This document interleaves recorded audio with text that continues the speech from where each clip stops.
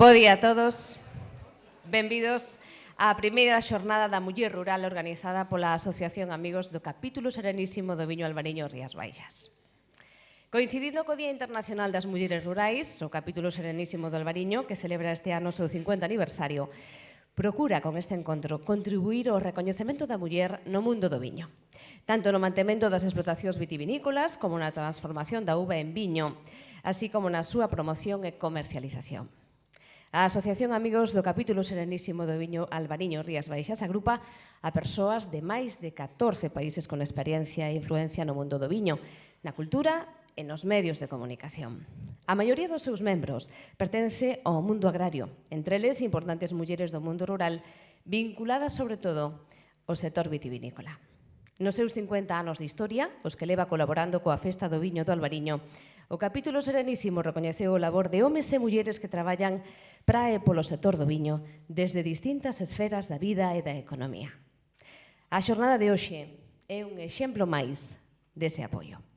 Durante esta mañá teremos a honra de recabar opinións e experiencias de mulleres de referencia para o mundo agrario e do viño que proxectan a Galicia como unha comunidade autónoma comprometida coa loita pola igualdade. Unha batalla que conta coa axuda que a Xunta de Galicia, a través da Secretaría Xeral de Igualdade, está a brindar ás mulleres de Galicia para alcanzar o obxectivo último dunha igualdade real e efectiva en todos os eidos e sectores. Agradecendo á Xunta de Galicia e á bodega Martín Codax a súa colaboración, iniciamos esta xornada dando a palabra a Xoán Antonio Allegue López, presidente de Bodegas Martín Codax.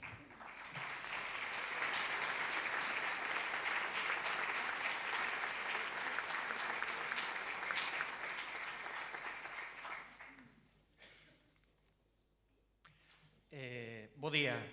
Como presidente de Bodegas Martín Codax, compráceme darlles a benvida a este evento co que se ensalza o Día da Muller Rural.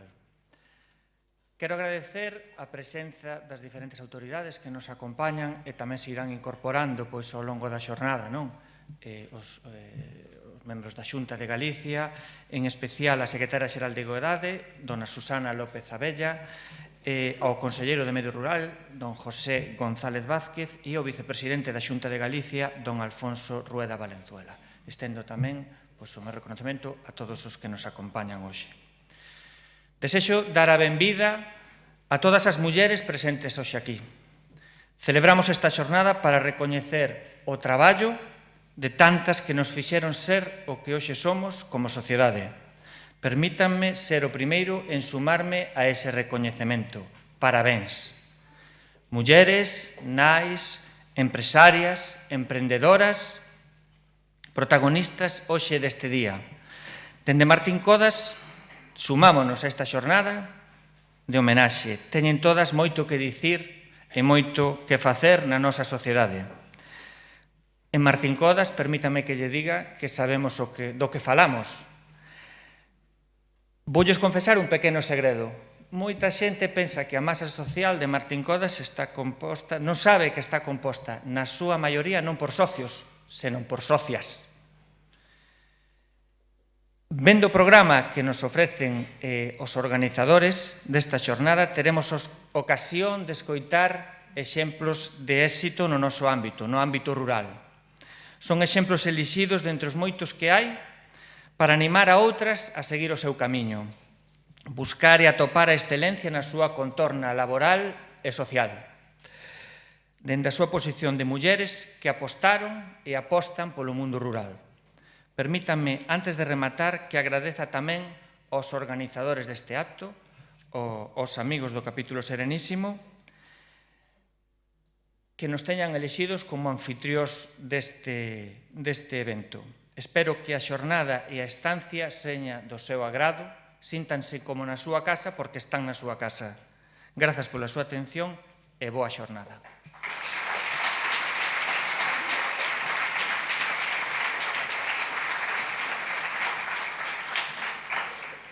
Grazas, Xoán Antonio Allegue, presidente de Bodegas Martín Codax. Ten a palabra agora Susana López Abella, secretaria xeral de Igualdade da Xunta de Galicia.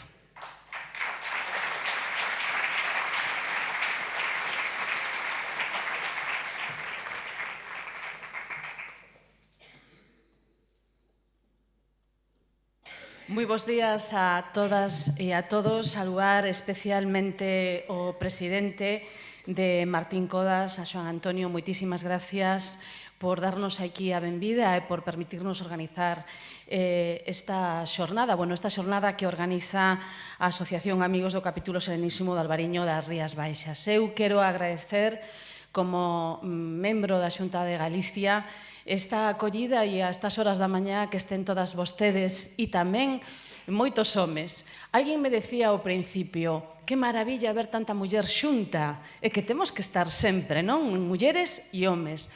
E hai unha cousa curiosa que lles pido que miren hacia atrás. Normalmente nós, as mulleres, non é que queira ser reivindicativa, hoxe, polo menos, agora. Pero nós as mulleres normalmente, cando estamos en Consello Reitores, querido presidente, solémonos poner hacia atrás, nos poñemos hacia atrás e os homes hacia adiante. E hoxe pasa o contrario, miren para atrás onde están os homes, o fondo. É unha broma, é unha brincadeira. Bueno, quería saludar tamén os meus compañeiros de goberno que están aquí. Como ben decía antes Xoán Antón, tamén vai estar presente o Conselleiro de Medio Rural, porque é unha aposta da Xunta de Galicia traballar pola visibilidade das mulleres e dos homes, pero fundamentalmente das mulleres, porque todavía existen discriminacións que ao longo da xornada de mañá se verá, non? Se verá. E algo moi importante que decía o presidente, e é que a maioría das socias, e non só ocorre aquí, sino en outras moitas cooperativas, está formado por mulleres. Outra cousa despois é nos consellos reitores, non?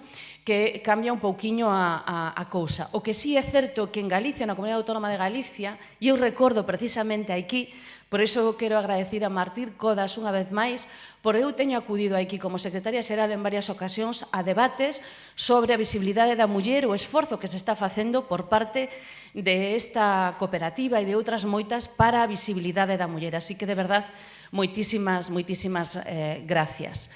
E Galicia, como decía, a pesar de que ten todavía unha presenza escasa respecto aos homes nos consellos reitores, e así está facendo tamén un esforzo importante a GACA, a Asociación Galega de Cooperativismo, o que sí é certo que estamos moito mellor que o resto de comunidades autónomas, sin estar, digamos, nun equilibrio. En todo caso, eu creo que é fundamental esta xornada de hoxe para reivindicar, para conmemorar o Día Internacional da Muller, que será clausurado ao rededor, a última hora da mañá, non vou a decir o hora, polo vicepresidente da Xunta, de quen depende a Secretaría Xeral de Igualdade, e encargado de impulsar unha serie de medidas moi necesarias para conseguir en todos os ámbitos a igualdade real e efectiva das mulleres. Eu non me quero entreter máis, porque creo que vai a falar a continuación o presidente tamén para esta mesa inaugural, o presidente da Asociación de Amigos do Capítulo Serenísimo, quen impulsou esta xornada en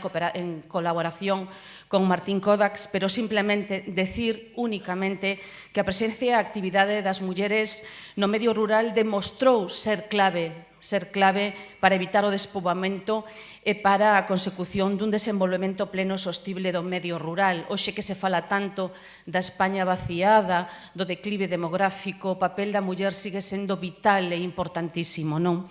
O cal constitúe unha garantía de visibilidade, de viabilidade, de identidade, de progreso e de cohesión para toda a sociedade. Galicia é toda ela rural. Si é certo que hai unhas zonas moito máis rurales, pero nos, Galicia, non se entende sin o medio rural, sin o noso carácter. O noso carácter como galegas e como galegos está impregnado polo ruralismo, afortunadamente, e iso nos marca a diferencia respecto a outras comunidades ou respecto, cando eu acudo a algunha reunión que me convocan en Madrid, cada día me sinto máis orgullosa de ser galega.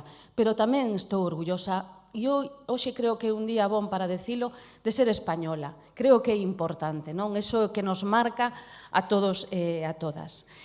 Creo que é necesario poñer en valor, seguir poñendo en valor, esforzarnos, e como administración o temos que facer, poñer en valor o papel e o recoñecemento das mulleres no medio rural e garantir fundamentalmente a igualdade de oportunidades. E como se consigue eso? Pois traendo máis servicios ao rural. Son fundamentales en distintos ámbitos. Por eso, dende a Xunta de Galicia, estamos transversalizando moitísimas medidas, o levamos facendo desde fai anos, pero con maior intensidade nos últimos, porque creemos que é fundamental e fulcral que se trasladen para evitar que, efectivamente, me vou do rural porque non teño servicios suficientes aquí no rural, aínda que quero estar no rural.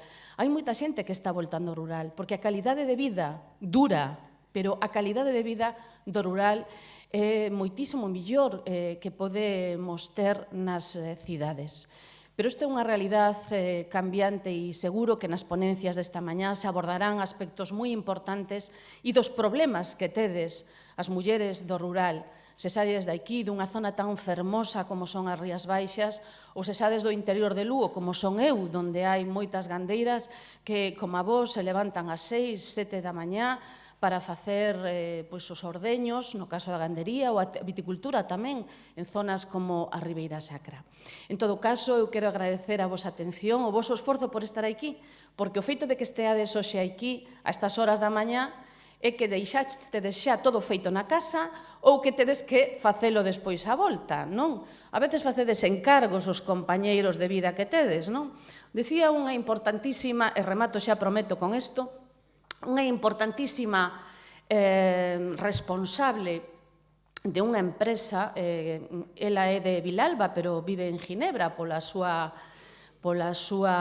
responsabilidades. Dice, mira, Susana, na vida, cando elixes un compañeiro ou te elixe un compañeiro de vida, hai que negociar antes de pasar polo altar ou polo xuzgado ou polo concello, hai que negociar, porque senón estás perdida. Bueno, mellor algún aquí xa é tarde, non? Pero, bueno, queda aí no aire, porque todas temos fillas, netas, irmáns. Bueno, e o digo tamén polos homes, que non se me enfaden, a ver se ao final van a sacar unha pancarta e se enfadan. Bueno, en todo caso, moitísimas gracias de verdad, feliz xornada e de verdad, a miña gratitude absoluta por organizar esta xornada tan magnífica. O Día Internacional da Muller Rural, eu non son moi de días, que conste, inda que sexa Secretaria Xeral de Igualdade, hai 3 días fundamentales no calendario da Secretaría Xeral de Igualdade, que o 15 de outubro, o Día Internacional da Muller Rural, o 25 de novembro, o Día contra a Violencia Machista, e o 8 de marzo, o Día Internacional da Muller. Pero eu creo que os 365 días do ano temos que traballar para ser nin máis nin menos, para ser iguais. Moitas gracias.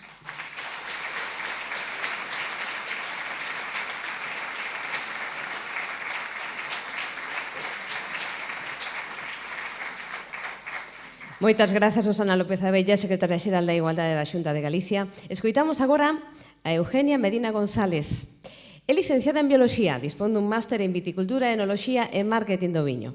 Comezou a súa andaina no mundo do viño no ano 2002. Na actualidade é socia xerente e directora de Laboratorio de Investigación de Dona Branca, desenvolvendo o seu labor en bodegas de Valdeorras, Ribeira Sacra e O Bierzo. Actualmente é membro do Comité de Cata do Consello Regulador das denominacións de orixe Valdeorras, Ribeira Sacra, Monterrei e O Bierzo. É formadora do sector agroalimentario en Seguridade Alimentaria, responsable da oficina da Asociación Agraria de Galicia en Valdeorras, na Rúa, e desde febreiro de 2019, presidenta da Asociación Galega de Mulleres Rurais. Eugenia Medina González percorrerá coas súas palabras o camiño da muller rural da viña á adega. Escoitámola.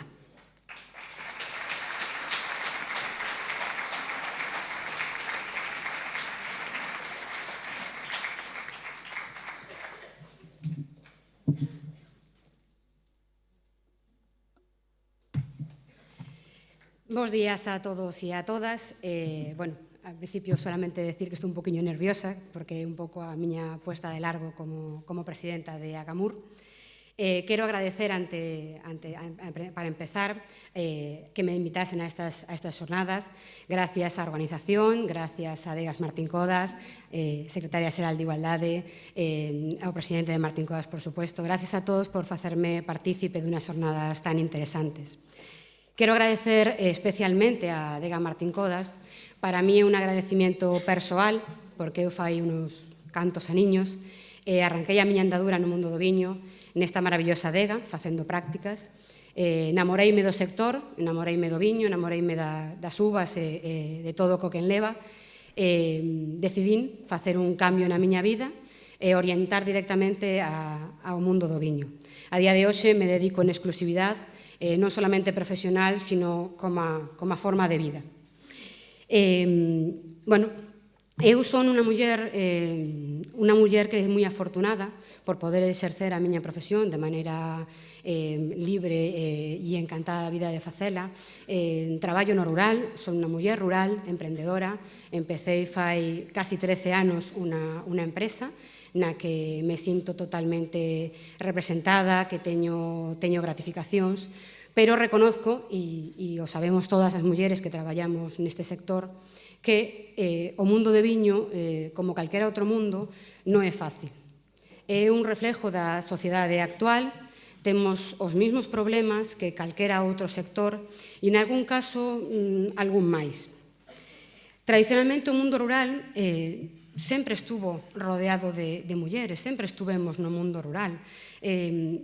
As características do noso rural fan que sexamos gandeiras, que sexamos viticultoras, que sexamos vendimiadoras, que traballemos o campo de tú a tú cos homes ao largo da historia. O problema desa igualdade no traballo é que non se reflicte no recoñecimiento dese recoñecimiento público. Faise de cara interior, de maneira interna, na familia, pero non se recoñece de maneira pública. É certo que isto vai cambiando pouco a pouco. A formación das mulleres do rural cada día é máis alta, cada día temos máis acceso á formación e cada día o alumnado é máis feminino en determinadas formacións relacionadas co mundo rural e ca agricultura e ca ganadería. O empoderamento da muller rural pasa precisamente por facer visible esta presenza nosa no rural. A muller rural empoderada somos aquelas que vivimos, que traballamos, que desarrollamos a nosa carreira, a nosa profesión e os nosos desexos de poder facer do rural algo mellor cada día.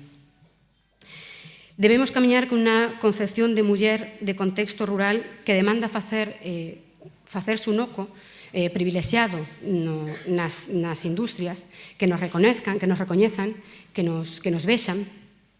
É verdad que queda moito por percorrer, pero é verdad que tamén asistimos, gracias á colaboración de todas, ao traballo de todas, a un momento no que a muller, pouco a pouco, vamos chegando aos sitios onde temos que estar.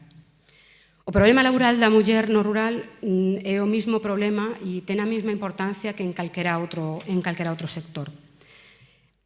A muller de toda a vida tuvemos unha dobre función, a función de traballar no campo, traballar da mao dos hombres sin ningún tipo de diferencia.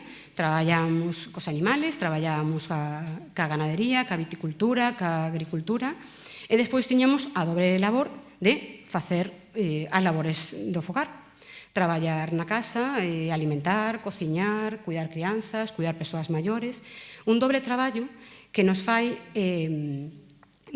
ter unha doble implicación laboral que non nos permite desarrollarnos en algo concreto. Nos sistemas tradicionais no mundo do viño, as mulleres sempre existimos. Si pensades nunha fotografía antiga de unha bodega, de unha vendima, vemos que hai moitas mulleres, a presenza da muller é importante, pero de alguna maneira estamos como de lado, como a un lado da fotografía. Non estamos no centro, non estamos onde poderíamos estar, onde debemos estar. Isto pouco a pouco foi cambiando. Nos anos 70 a implicación da muller no sector do viño foi crecendo. Empezamos a entrar no sector enólogas, comunicadoras, sumilleres, catadoras, de maneira máis presente, pero sí que é certo que isto o facemos de maneira discreta. O falaba antes de empezar as jornadas e falábamos con alguén que lle decía: sí que estamos, pero non se nos ve. Estamos, pero moi discretas. Non sei se é a nosa educación, non sei se é a nosa cultura, a nosa tradición, que sempre estamos, pero sin facer moito ruido. A presenza da muller no mundo do viño non é algo novo, a pesar de que o que acabo de decir, que arrancamos nos anos 70 a ter presenza, a día de hoxe a presenza é moi importante no sector do viño. Estamos en moitísimas adegas, estamos representadas en moitísimos consellos reguladores, en moitísimas canles de comunicación, sumilleres, catadores, etc. O que pasa que esta presenza é unha presenza que aínda nos custa facer visible. Sempre salen de vez en cuando noticias, reportaxes da presenza da muller do viño como unha novedad, como unha moda. De repente aparecemos en titulares. A muller entra no mundo do viño, a muller é protagonista do sector do viño, as mulleres que son protagonistas do sector. Nós non somos unha moda, non somos protagonistas puntuais, somos o que somos as profesionales que estamos traballando día a día, que estamos sacando adiante viñas, que estamos sacando adiante adegas, que estamos sacando adiante os nosos proxectos nos que creemos e nos que somos totalmente profesionales para facelo.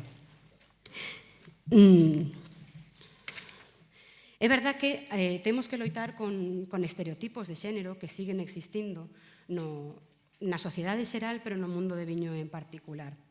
Vou poñer unos cuantos exemplos que probablemente nos suenen a todas. Cando nos sentamos nunha comida, nunha cena, a degustar de algo, cando se entrega a carta de viños, por defecto, se entrega un home. Da igual que este home sepa de viños, que non teña ni idea, que non teña nada que ver, que non lle guste incluso o viño, se lle dá a carta a un home. Por que non entregarla a calquera das persoas que están sentadas na mesa? Por que damos por feito que ese home sabe de viños e os demais que estamos na mesa non? Outra característica destos estereotipos de xénero é a preferencia das mulleres, por defecto, que estamos nunha adega de viños blancos, pero é verdad que nos dicen que as mulleres solamente nos gustan os viños blancos e os viños rosados. No meu caso concreto, son unha persona que, pola miña profesión, me gustan todos os tipos de viños, pero tamén é certo que, se teño que escoller, igual escollo un viño blanco potente, con unha crianza, con unhas lías, un viño tinto. Non temos por que ter estipulado un tipo de viño. Os cores do viño non teñen nada que ver cos xéneros. Os viños son viños e cada un podemos disfrutar de cada un deles. Outro estereotipo, a mí especialmente me dá un pouco máis de rabia, é o estereotipo de asociar as características sutileza, elegancia, características como moi sutiles, características con termos femeninos. O famoso viño de mulleres, viño para mulleres. As mulleres nos poden gustar os viños de calquer tipo e as características personales de cada muller podemos ser nos mulleres fortes, mulleres potentes, tánicas, incluso, podemos ser o que queiramos. E os homes tamén poden ser sutiles, elegantes. Non ten por que ser feminino unha sutileza e potente e estructurado unha cousa femenina. Outro último estereotipo de xénero que quero comentar é, probablemente o máis tradicional, o máis arraigado no rural, que escoitaríamos a maior parte das mulleres en algún momento determinado. Beber é cousa de homes. Isto está estipulado así. Os homes son os que beben e as mulleres ou non podemos beber ou non está ben visto que bebamos. A maior parte das campañas de comunicación últimamente están orientadas ás mulleres porque somos unhas consumidoras non solamente moi exigentes, sino que ademais estamos aumentando moito o consumo de viño no mundo. Entonces, que nos estipulen que podamos facer unha cousa ou non, debería quedar un pouco desterrado.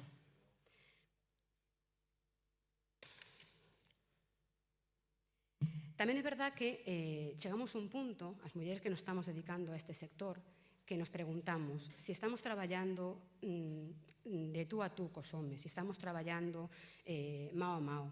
É verdad que nos costa chegar, nos costa facernos un nome, nos costa que nos recoñezan, nos costa moitos anos e parece que temos que estar toda a vida demostrando que sabemos o que facemos, que sabemos o noso traballo como é, que non temos que presentar as nosas credenciais cada vez que facemos un traballo. Da igual que pasen 5, 10, 15 ou 20 anos, sempre temos que demostrar algo. As mulleres que traballamos neste sector o sabemos ben. Se a isto lle sumamos que, ademais, cando arrancamos as nosas carreiras profesionales, normalmente somos novas, nos encontramos con preguntas moitas veces discriminatorias que nos fan sentir bastante mal. Frases como, pero ti desto sabes algo? Ou, mira, tú tes estudios para isto? Ou a mía que máis me repiten habitualmente, máis que nada porque o meu socio é un home, e o xefe non está? Señores, a xefa son eu. É verdad que isto custa, que é difícil afrontalo, é difícil pelear día a día para facer o teu traballo e seguir estando agradecida de facelo porque te gusta moito o que fais, pero xuntas podemos ir a un camiño para que isto revirta, para que as discriminacións desaparezcan, para que traballemos realmente de tú a tú, todos e todas loitando por unha igualdad total no mundo do rural e do mundo do viño en particular. Si nos preguntan no futuro, si nos pregunta unha rapaza, unha moza que se quera dedicar a isto, que lle decimos? Decímoslle que, por suerte, avanzamos moito, que a día de hoxe a formación é fundamental, que hai que formarse, que hai que traballar, que hai que esforzarse, que o sector rural ten moitas pegas, ten moitos problemas, que a muller rural ten moitas discriminacións en moitos casos, pero que xuntos podemos facelo. Se tú decides que o teu mundo é un mundo rural, dá igual que sea polas viñas, polas uvas, pola bodega, polos viños, polas vacas ou por lo que sea, se o que che gusta, se o que amas, se o que realmente te emociona, serás feliz facendo o que queras facer. Moitísimas gracias.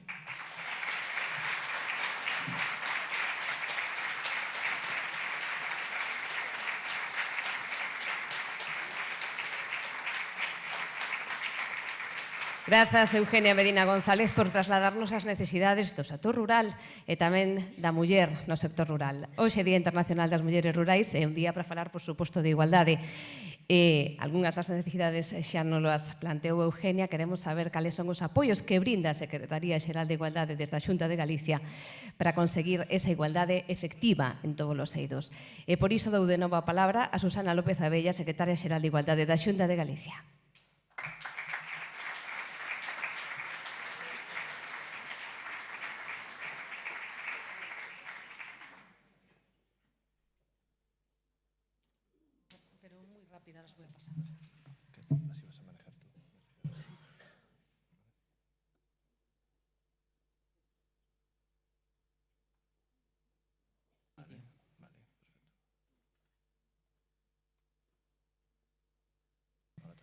Bueno, moi brevemente, despois de agradecerlle a Eugenia a súa magnífica ponencia, simplemente, e antes de pasar o café, quería expoñer, non sale na pantalla?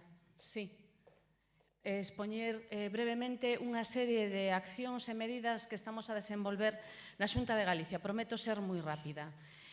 Bueno, simplemente recordar que temos un programa moi interesante que ademais vai a publicarse este venres no DOGA xa resolucións, nada menos que poñemos en marcha 1.700.000 euros para o emprendemento, donde intentamos, ademais, discriminación positiva no medio rural. O programa EMEGA é un programa que leva funcionando desde fai moitísimos anos e que ano a ano intentamos fortalecer. Simplemente para apoiar o empoderamento económico e social das mulleres fomentando o emprendemento feminino é unha das liñas básicas, como lles digo, de actuación da Xunta de Galicia. O programa EMEGA comprende axudas dirixidas a apoiar a posta en marcha, a mellora e a reactivación de iniciativas empresariais constituídas por mulleres para favorecer tamén a conciliación da vida familiar e laboral, así como o acceso a servicios específicos de información, asesoramento e orientación empresarial. Se teñen algunha dúbida ou queren coñecer máis sobre isto, por favor, póñanse en contacto ca Secretaría Xeral ou tamén ca Delegación en Pontevedra, que lles darán información, que lles daremos información sobre isto de cara ao ano que ven. Sale todos os anos este tipo de axudas e de verdad que incluso hoxe vai a estar en unha das mesas algunha das mulleres que recibiron un apoio en mega da Xunta de Galicia. 161 proxectos liderados por mulleres apoiamos este ano, que abarca 60 concellos, a inmensa maioría, como xa dixemos antes, do medio rural. Hai outra línea de axudas dende a Secretaría Xeral de Igualdade para apoiar os concellos, con 4 medidas fundamentales. Aquí mesmo en Cambados teñen o Centro de Información á Muller. O Centro de Información á Muller ten como mínimo 2 persoas, é da Mancomunidade, por certo, é o Centro de Información á Muller da Mancomunidade do Salnés. E ten como mínimo 2 profesionales de recoñecido prestigio e profesionalidade, que é unha asesora xurídica e unha psicóloga, como mínimo. O fomento destes postos de traballo é en colaboración ca Mancomunidade e, por suposto, financiados tamén co Fondo Social Europeo e a Secretaría de Igualdade. 5 millóns de euros poñemos cada ano para o mantemento en toda Galicia e sostemos máis de 210 postos de traballo. Hai varios programas, non me vou a deter moito porque eu creo que ahora a todas nos interesa tomar un café e a todos, pero hai unha serie de programas que poden ver aí. E, sobre todo, hai unha liña que está tendo moito éxito para as entidades locales, para os concellos, que é a liña de fomento da conciliación da vida persoal, laboral e familiar, que este ano saliu con unha dotación de 1 millón de euros. Que significa isto? Pois que, a través desta axuda, os concellos poden ofertar programas como madrugadores, como atención en época do verán, porque non todos e todas nos vamos de vacacións e necesitamos un apoio. Pois a través desta línea moitos concellos ou mancomunidades ofertan actividades para os nenos e as nenas en época de verán, de Semana Santa ou épocas complexas para vostedes. Tamén hai outra liña que para nós nos parece moi interesante, que é para a reducción de xornada dos homes. Moitas veces nos chaman enfadadas as señoras a Secretaría e dice, bueno, se esa Secretaría de Igualdade ten que axudar as mulleres, por que sacan ustedes unha línea de axudas para que os homes reduzan a súa xornada? Precisamente por algo que decía Eugenia, que é moi importante, a corresponsabilidade. O problema que teñen as mulleres, sobre todo en idade fértil, e non pasa só no ámbito do medio rural, sino que pasa en todos os ámbitos, é que en idade fértil ou cando teñen que decidir ou queren decidir ser nais, se encontran con que hai unha frenada na súa carreira profesional. Por lo tanto, nós o que pretendemos non é que os nenos os teñan os homes, evidentemente, pero sí favorecer líneas de axuda para que tamén os homes reduzan a súa xornada para cuidado de nenos e nenas e tamén para cuidado dos nosos maiores, porque quen cuida os maiores? Os maiores non son nosos e deles tamén, pero a maioría, quen coida os nosos maiores? Xa o sabemos, non foi falta contestar, non? Todas. Non? Bueno, pois o que pretendemos é esa corresponsabilidade de homes, dos homes tamén de cara a eso. E de cara a o que falábamos antes, non? De negociar e apoiarnos mutuamente a hora das cargas de traballo. Tamén hai outra liña de axudas de fomento do traballo para as mulleres vulnerables que existen na Comunidade Autónoma de Galicia a través de entidades sin ánimo de lucro. E que saiban vostedes que están representadas por distintas asociacións no Consello Galego das Mulleres que leva funcionando dende ano 2012. O Consello Galego das Mulleres é un consello onde están todos os departamentos da Xunta de Galicia e onde están o Movemento Asociativo de Galicia, que previamente é votado por todas as asociacións de mulleres de Galicia. Se acaba de renovar fai pouco tempo. É Consello, ademais, donde se traballa dende distintos ámbitos e donde se teñen feito estudios sobre a situación sociolaboral da muller en Galicia, tamén sobre a muller con discapacidade que sufre triple discriminación e a Comisión da Muller Rural. E aí o vou a deixar, pero sí vou a pedir ao realizador, se me permite, a ver se, sobre todo desta parte, poden ver un vídeo que quixen traer hoxe aquí, porque hoxe abrimos un novo programa na Xunta de Galicia que é Sementes de Igualdade. Cada mes, e a través de Twitter, de Facebook e de Instagram, pois vamos a poñer un vídeo dunha muller rural no seu ámbito. Hoxe, e pido disculpas porque estamos en unha zona de viños, pero queríamos estrear este vídeo aquí para que coñezan o día a día dunha muller rural, dunha muller gandeira, concretamente da zona de Ordes. Así pois, con ese vídeo as deixo e xa definitivamente me despido desexándoles unha feliz xornada. Sementes de Igualdade, e van a ver a Carmen Rodríguez, unha gandeira que ten unha historia de vida moi dura, como moitas de vostedes, como moitas das nosas aboas, das nosas mulleres que son moi fortes como vostedes, e simplemente decir arriba as mulleres rurais. Moitas gracias.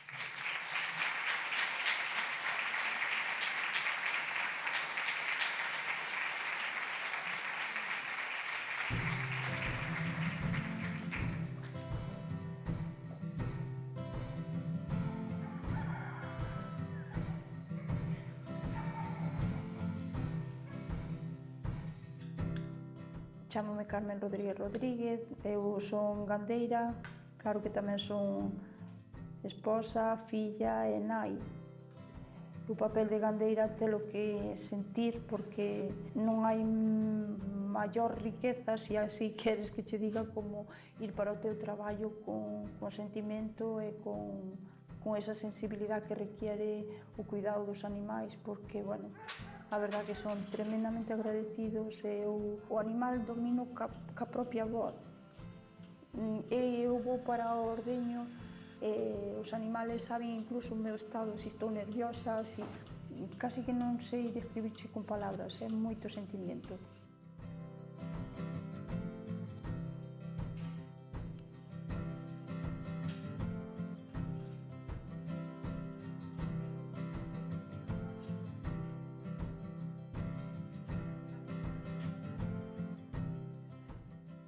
A terra é moita paz, moito cansancio a veces, pero é algo tan vivo que o levas dentro que eu debo-llo toda a terra, debo-llo a ese medio.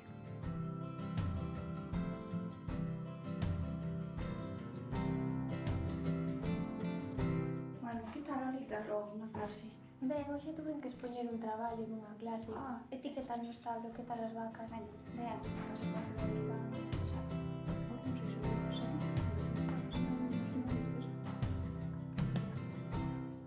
Desde o ano 2012 estou vinculada ao Consello Rector da cooperativa antes Feiraco no cargo de vicepresidencia e a día de hoxe, tras a fusión das tres cooperativas como son Feiraco, os Irmandiños e Melisanto, en Clun, pois levo un ano no cargo de vicepresidenta de Clun.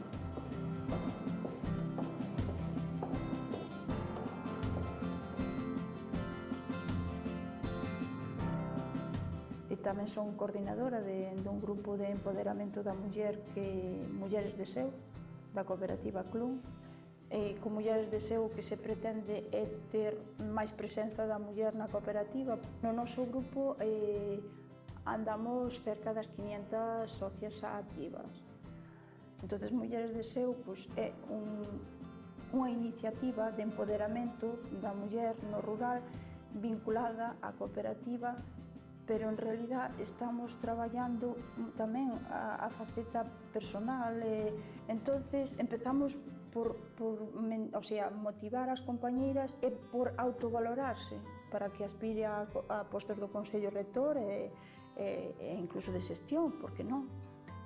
Hai que darse conta que a muller é un asente de valor na economía agraria gallega.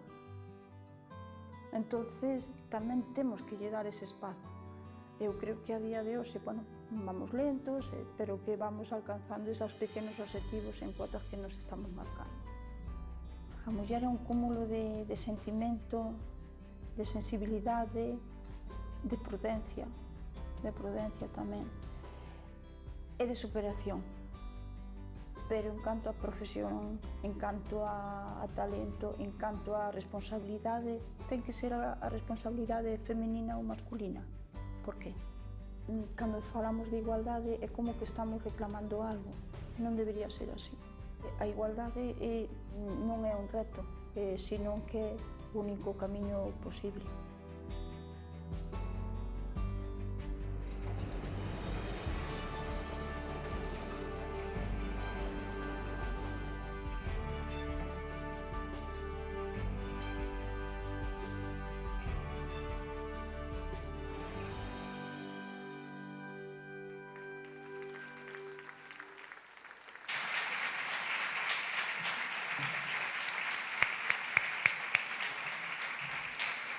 Grazas á Secretaría Xeral de Igualdade por darnos a coñecer a historia de Carmen Rodríguez. Emocionouse un pouco a Secretaría Xeral.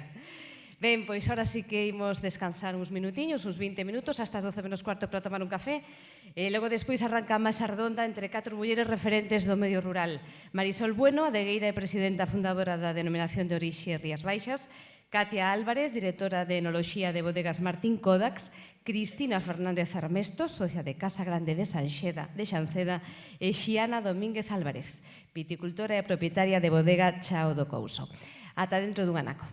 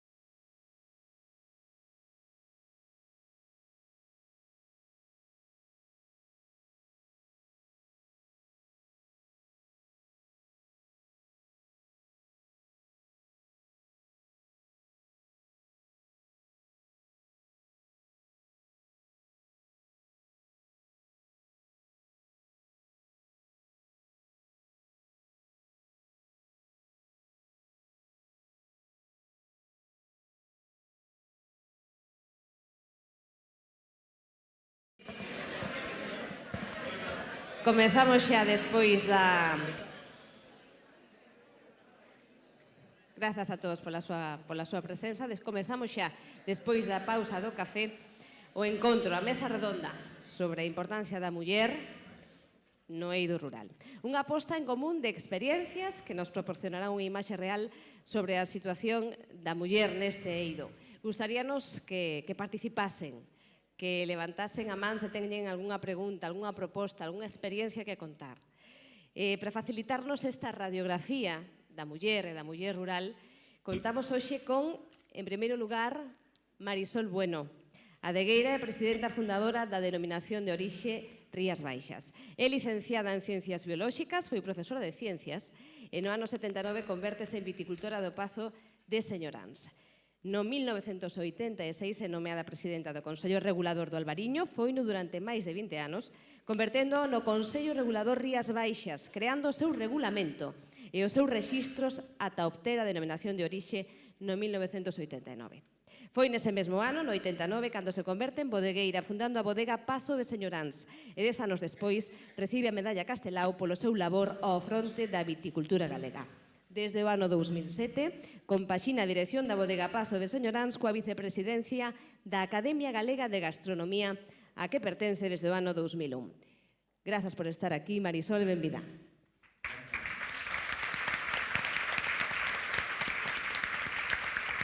Saudamos tamén a Katia Álvarez, directora de Enoloxía de Bodegas Martín Codax e enxeñeira técnica agrícola e enóloga. A súa experiencia profesional no mundo do viño comeza no ano 2002, na bodega Pazo Villarei, denominación de orixe Rías Baixas, pero viaxa durante anos para obter unha visión global do mundo do viño.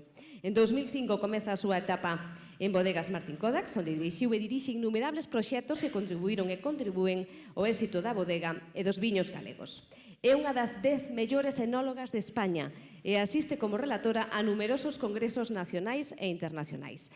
Benvida, Katia. Moitas gracias.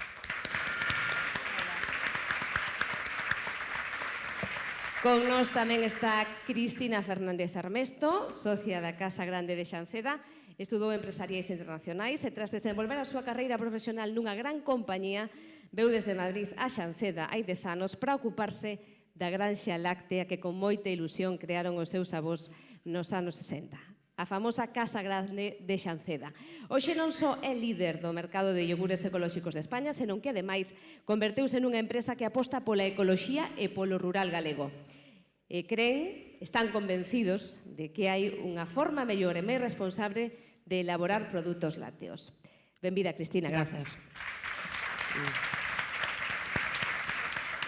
E saudamos finalmente a Xiana Domínguez Álvarez, que é viticultora e propietaria de bodegas Chao do Couso.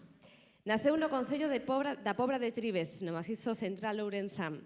Estudou enxeñería e desde hai máis de 10 anos é propietaria dunha pequena extensión de viñedo e unha adega na parroquia de Piñeiro e a Pobra de Tribes, amparados polo Consello Regulador Denominación de Orixe Ribeira Sacra. Elabora 2 viños Mencía, un viño novo e un criado en barrica de Carballo. As viñas e a adega chegaron ás súas mans por herdanza familiar. Malia que viviu vinculado ao viño desde que naceu, o serlle diagnosticada o seu pai unha enfermidade degenerativa, a súa vida deu un xiro de 180 graus. Así empezou a ser adegueira e viticultora. É unha namorada da súa terra e do seu traballo. E aínda que son moitos os contratempos, recoñece que tamén son moitas as recompensas. E asegura que agora sabe que está onde quere estar. Grazas por estar, Xiana, e tamén con nós.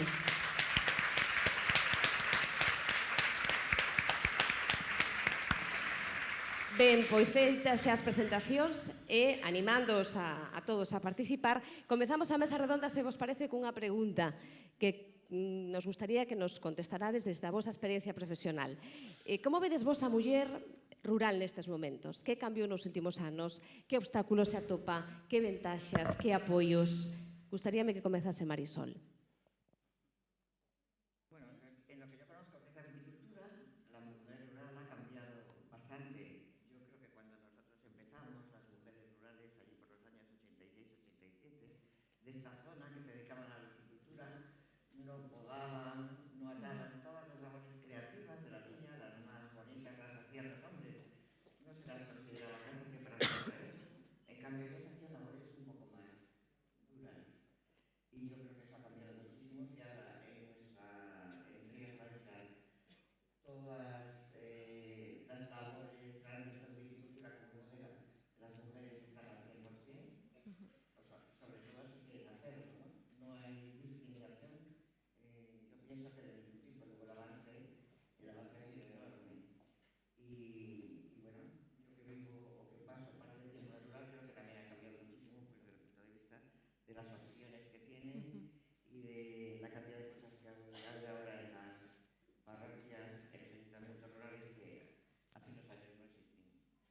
Para ti como muller que levas toda a vida nisto e comezaches moi nova, hai moito tempo, non? máis que ninguna outra das que interveñen nesta conversa. Foi duro ao principio? Pues duró muy poco tiempo, no, en realidad yo no fue nunca. Solo al principio yo era una mujer, no tenía experiencia en el vino, era una viticultura más bien novel para todos los que me rodeaban en aquel momento y bueno, pues entré además por arriba porque me nombraron presidenta de una cofradía súper liada, que luego si tengo oportunidad la contaré. Y bueno, lo primero que me hizo uno de los bodegueros de la vida fue decir que no estaba de acuerdo conmigo, que todavía no había despegado el pito y que dimitía. Pero luego, pasado ese primer encontronazo de la sorpresa de una mujer y tal, la verdad es que no he tenido ningún problema. Por ser mujer he tenido muchos problemas, pero específicamente por ser mujer ninguno.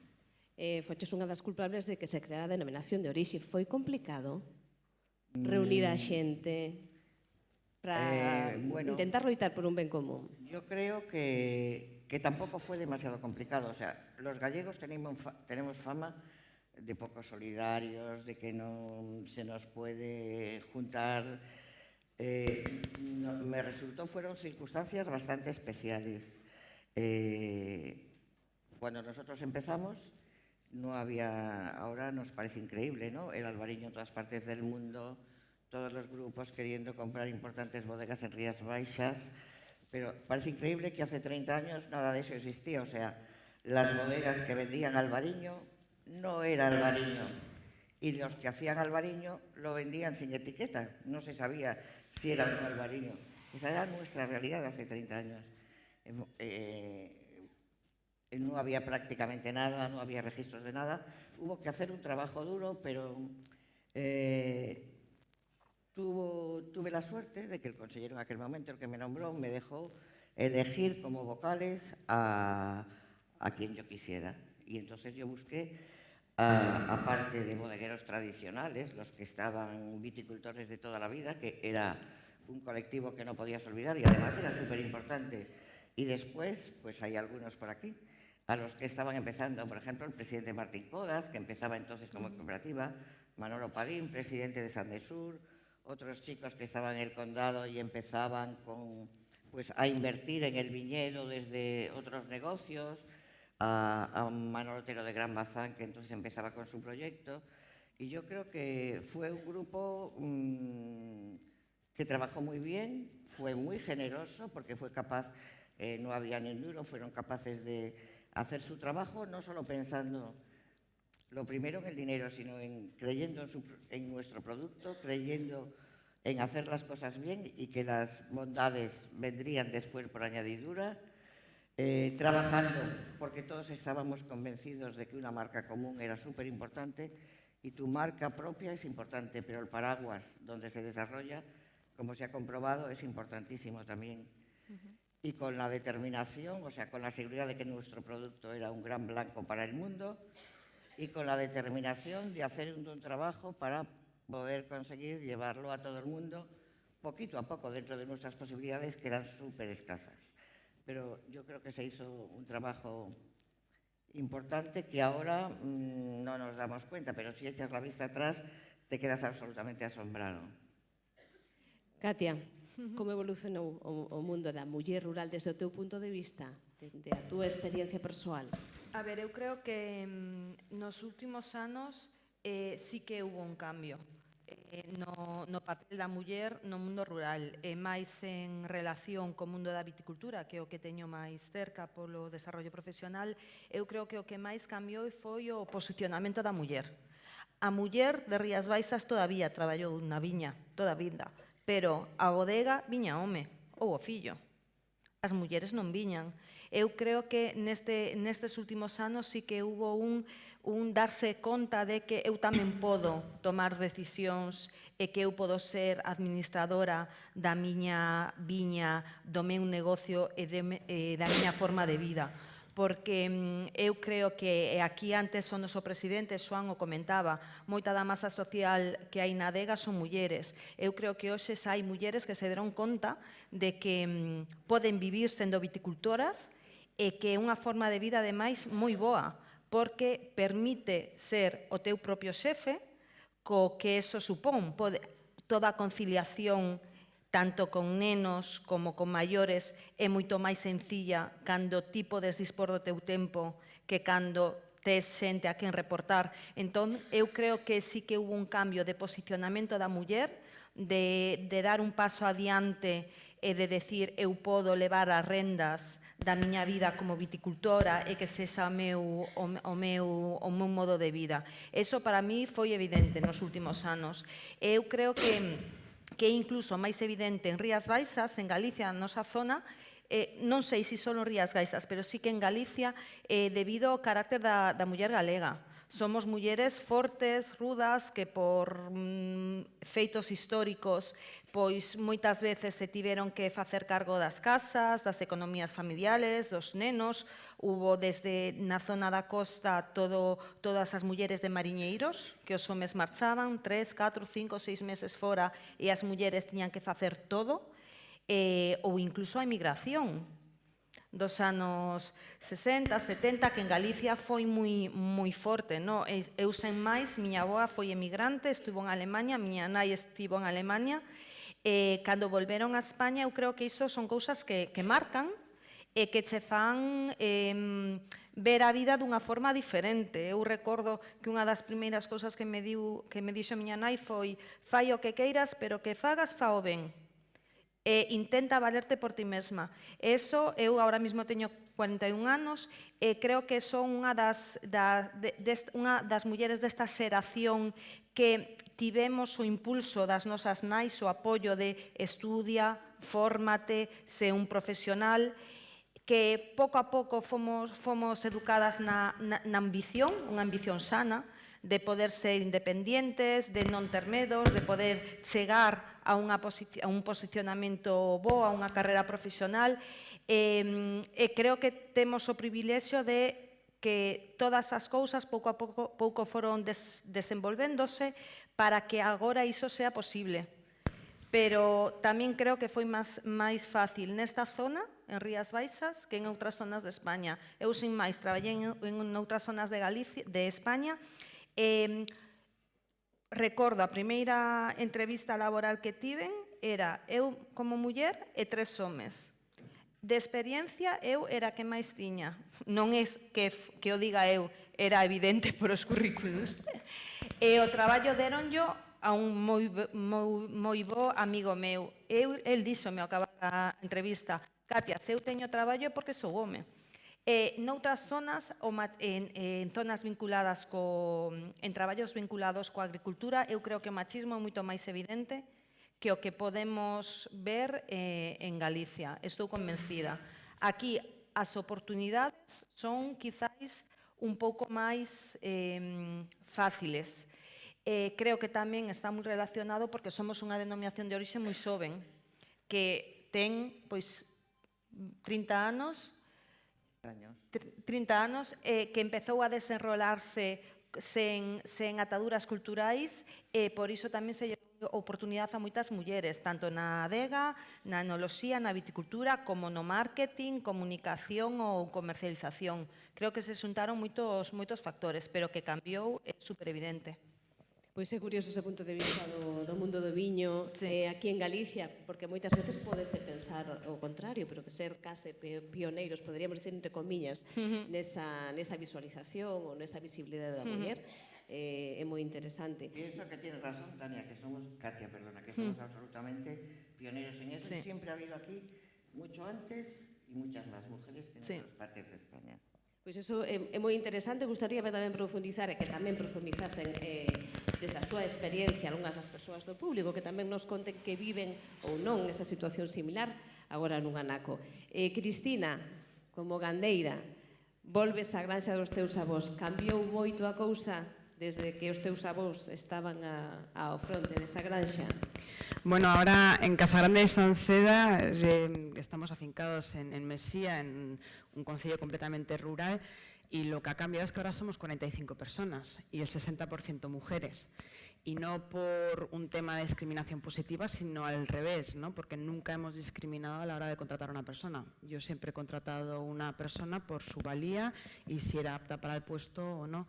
Y Y la verdad es que yo, más que contar quizás mi experiencia como empresaria en el rural, era más bien a través de los ojos de mis empleados, ¿no? No sé, he elegido a tres chicas que viven las tres en el rural, las tres trabajan para Casa Grande de Sanceda y cada una de las experiencias es completamente distinta y creo que muy representativa de la sociedad que tenemos ahora mismo. La primera es Susana, que al igual que Carmen, que hemos visto antes en el vídeo, es la responsable del ordeño de nuestras vacas. Susana se tiene que levantar empieza a trabajar todos los días a las 6 de la mañana y Susana, al igual que yo, también es mamá. Yo tengo una niña de 1 año y otra de 3 y Susana hace 2 años pues tuvo también un bebé. Y entonces se le planteó pues las distintas alternativas que tenía, ¿no? Pues reducción de jornada, cambio de puesto de trabajo, buscar algo más adaptado a la conciliación familiar. Pero Susana, pues al igual que Carmen, la pasión son los animales, su profesión es el ordeño y no quería cambiarlo, no quería reducir su jornada. Es decir, ella quería seguir ejerciendo su profesión y compatibilizarlo con ser madre. Claro, el problema que se encontró es que en el rural donde estamos en Sanceda no hay guarderías. Ahora hay un proyecto para una guardería, que estoy muy contenta de eso, pero en su día no lo había. A Susana no le quedó otra opción que irse con su familia a Órdenes, que no está muy lejos de Sanceda, pero ya se tuvo que trasladar, porque en Órdenes sí que había una guardería. Y aún así, la guardería de Órdenes no abre a las 6 de la mañana. Susana tiene que ir todas las mañanas con su niña, llevarla a casa de una cuidadora, y la cuidadora cuando abre la guardería lleva a la niña a la guardería. Es decir, claramente en el rural es muy difícil compatibilizar el ser, al menos que tengas a tus suegros, a tus padres en casa y que se ocupen ellos de tus niños, es muy difícil compatibilizar la vida de la ganadería, de la agricultura con la vida familiar. En ese sentido yo creo que faltan todavía muchos servicios sociales y sobre todo también guarderías con horarios adaptados a la agricultura y a la ganadería, ¿no? Y creo que también el caso de Susana es un caso claro, ¿no?, de cómo al final somos las mujeres de las que se espera que reduzcamos nuestra jornada, cambiemos nuestro puesto para adaptarnos y para conciliar con la vida familiar, ¿no? Mira, a mí me pasó este verano una anécdota que creo que es una tontería, pero es súper representativo del rol que tenemos. Me llaman del campamento de verano de mi hija, una cosa menor, un pequeño incidente, tal, y les digo, oye, pero ¿y no habéis conseguido localizar al padre? Y me dicen, ¿pero por qué? Digo, bueno, porque el padre está como contacto prioritario en la lista de contactos. Ah, es que por defecto llamamos a las madres, ¿no? Entonces eso yo creo que es muy representativo, ¿no? Y luego tenemos también Vanessa es otro caso muy curioso. Vanessa es carretillera, de las que van por el almacén con la carretilla para arriba, para abajo, con palés, haciendo pedidos. Es una chica con muchísima personalidad, vive en el pueblo de Sanceda y nosotros hace un par de años pues estuvimos ahí, no teníamos suficiente espacio en Sanceda y alquilamos un espacio compartido dentro de un almacén más grande en una nave, ¿no? En una nave como un poquito más industrial y tal, y compartíamos las instalaciones con otra empresa. Pues sorpresa la nuestra cuando nos dimos cuenta que no había vestuario femenino. En toda la nave habían construido vestuario masculino y no femenino. Entonces, claro, si ya las empresas parte de la base de que no puede haber mujeres trabajando en logística y en almacenamiento, pues claro, o sea, cuando son las propias empresas las que ya ni siquiera te dan la oportunidad, ¿no? O sea, ya es suficientemente difícil para las mujeres.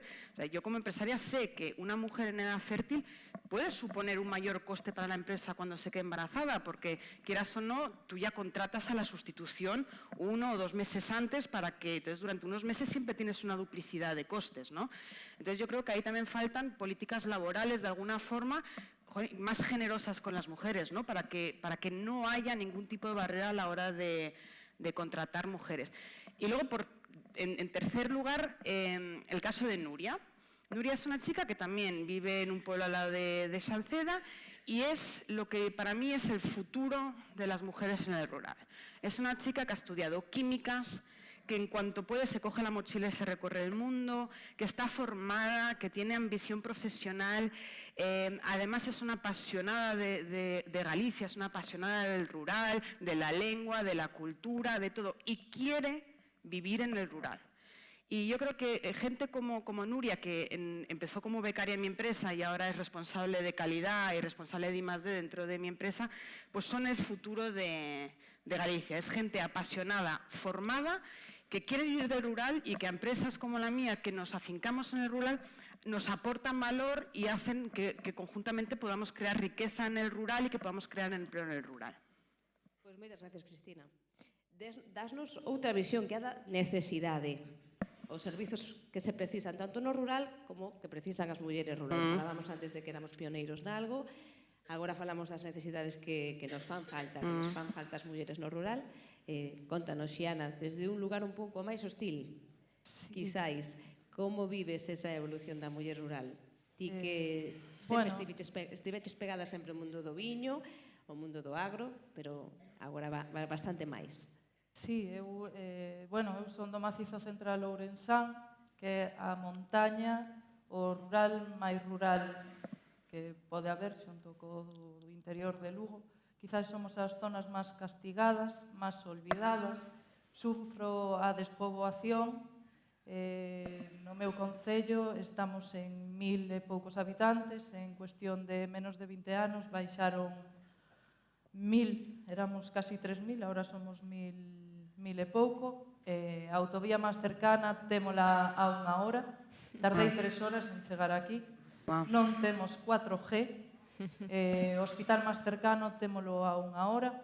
Para eso temos que pasar por encima dunha ponte romana de 1900 anos, que a carretera é moi bonita, pero, bueno, xa temos tido partos a mitad de camiño. Somos unha zona esquecida, pero somos unha zona con moitas ganas de traballar. Somos moitas persoas xoves que nos quedamos, os que agora marchan non volven, porque realmente non teñen posibilidades laborales. Entonces, pois vanse a estudiar fora, fan as súas vidas fora e non tenden a regresar. Sí que somos un grupo que somos pequenos, pero somos xente nova, moitas delas mulleres, teño que decir, compañeiras miñas do colegio, do instituto, que volvimos, que fixemos a nosa vida e que queremos seguir traballando e loitando por unha zona que é inmensamente rica, pero que necesita axuda, e axuda urxente. Porque senón, eu digo, en 20 anos o meu pueblo vai ser un pueblo con todo o meu respeto de jubilados, personas maiores de 70 anos, e os novos, pois, intentaremos quedar, pero vainos a ser moi complicado. Cantos nenos hai agora, máis ou menos, na tua zona? Pois este ano, eu son da EGB, entonces para min é primeiro de parvulito, sei que é cuarto de infantil ou unha cousa así, son 6 nenos. Pero nos concellos do alrededor están pechando colexios porque non hai nenos, costa mantelos. Nun lugar no que hai tan poucas persoas,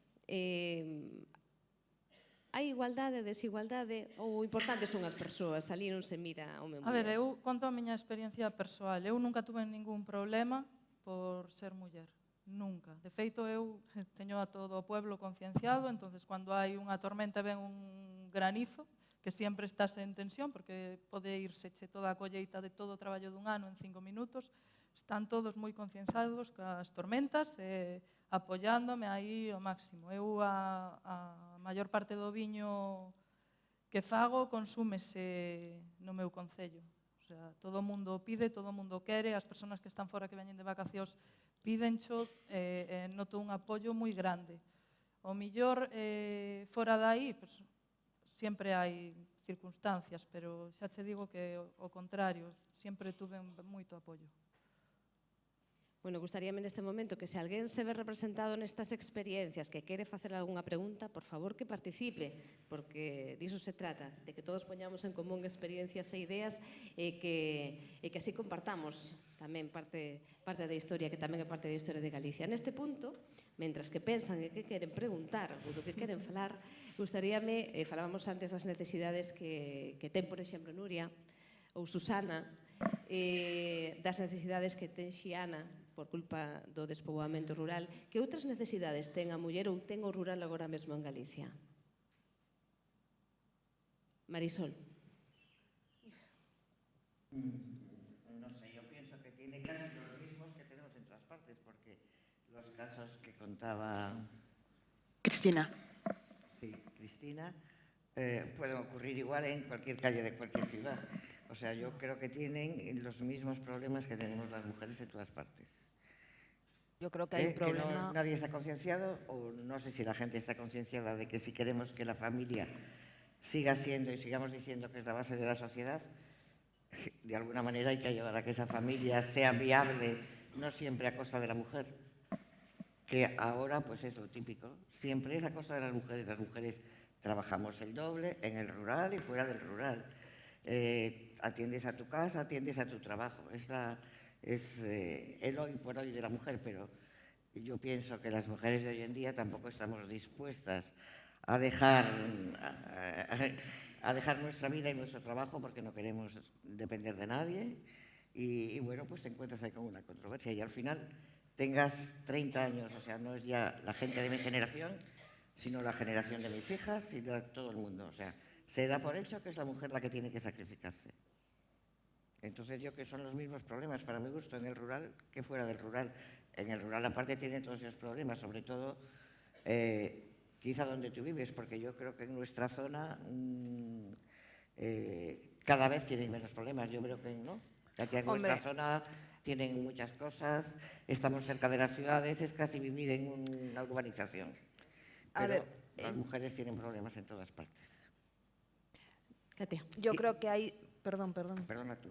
Eso, que mi idea es que si queremos que la base de la sociedad sea la familia, y yo creo que es importante, pues tenemos que ser todos más generosos y de alguna manera plantearnos de alguna vez en serio y así, porque yo creo que solo se ponen parches y nunca hay un planteamiento serio.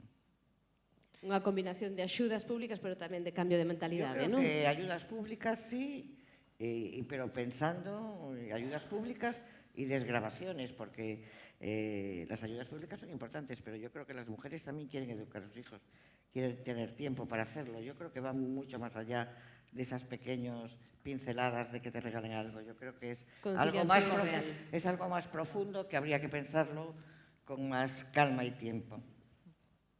Katia. A ver, yo creo que un dos problemas grandes que temos son os servizos.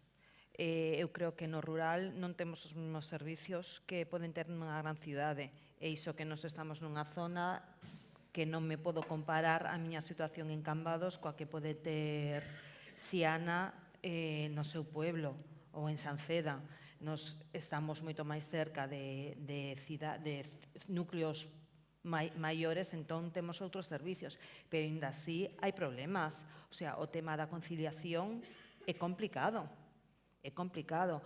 Logo hai outros temas e logo hai un problema de educación xeral en todos os ámbitos, o sea, político en todos. Eu creo que xa non é axudas, que axudas? O que necesitamos é unha igualdade real e que non sexa un problema plantearme contratar unha muller pois se ten unha baixa de maternidade. A baixa de maternidade e da paternidade e as dúas do mesma duración. Non pode haber xa unha discriminación por o mero feito de querer ter un fillo, porque un dos grandes problemas que ten Galicia e o campo é a despoboación, e se non nacen niños, entón, teñen que haber políticas sociais claras, evidentes, hacia a igualdade. Xa non digo nin feministas nin de maior apoio á muller. Maior apoio á muller, non. Que estemos nas mesmas condicións que os homes.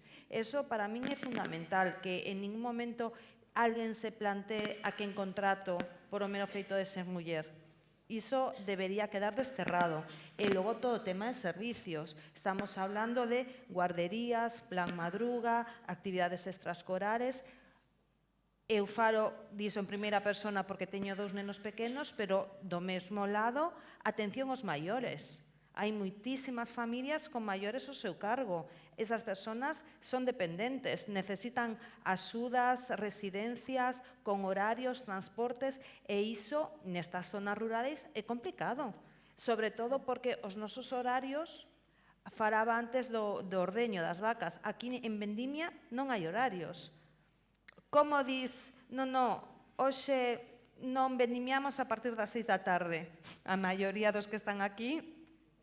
Entón, fan falta, unha concienciación social e política clara, con medidas evidentes, para forzar, porque levamos toda a eternidade evolucionou a cousa, pero ainda hai muitísimo por facer. E o obligamos, ou de forma natural, eu desconfío de que cambie. Como conciliades vos? Dormindo pouco, o primeiro, e moitas veces olvidándote de ti, do teu tempo. O teu tempo é o traballo, os nenos e dormir as poucas horas que teñas. Logo, que fas ti? Vas ao gimnasio? Perdón? Vou a facer a compra derrapando. Entón, como se concilia? Olvidándote de ti. Tal cual. Escoitei unha vez e vime tan identificada que é verdad, porque hai un momento da túa vida que sí que decides traballar e loitar por unha carreira profesional. Tens que empezar cedo para que che dé tempo a chegar a unha estabilidade na que te permita ter fillos sen perder o que fuches capaz de alcanzar. Eu, nese aspecto, son unha privilexiada. Tuve a sorte, estou nunha adega que en ningún momento me plantexou un problema polas miñas maternidades, que foron 2 e moi seguidas. Pero sei que o meu caso non é un caso que este moi xeralizado. E como muller tes que plantearte as necesidades de cada etapa da túa vida para ser capaz de chegar a todos os aspectos que ambicionas, vamos. Pero é duro moitas veces eso. Ti quedas no segundo, terceiro ou cuarto lugar. Son consciente de que fago esta pregunta e que non se lle faría un home esta pregunta. Ninguén lle preguntaría como concilia vostede, non? Solamente conciliamos nós. Como conciliades vos? Pues mira, yo creo que lo que acaba de decir Katia tiene toda la razón del mundo. Es un poco esa imagen de que la única forma en la que podemos conciliar, o es que no sé ni si llamarlo conciliar, sí que podemos con todo es siendo como Superwoman o Powerwoman, o sea, que hacemos todo. ¿Por qué tenemos que hacer todo? Es que es un poco, ¿sabes? ¿Por qué tenemos nosotros que ocuparnos solo nosotros, porque tenemos que llevar siempre la carga de los niños, de los mayores, de la comida y sobre todo también, ya quizás a un nivel más empresarial, también toda la carga organizativa de todo, porque al final ya no solo es decir, bueno, pues es que mi marido lleva a la niña al autobús y mi marido pone lavavajillas y mi marido se ocupa de la colada, sino alguien tiene que decirle que tiene que poner la colada, alguien tiene que decirle que no se olvide recoger a la niña y alguien tiene que decirle que haga la compra, ¿no? A mí esa carga, claro, yo tengo 45 empleados, entonces yo tengo muchísima carga, o sea, tengo 2 hijas y 45 empleados, y un marido, y un perro.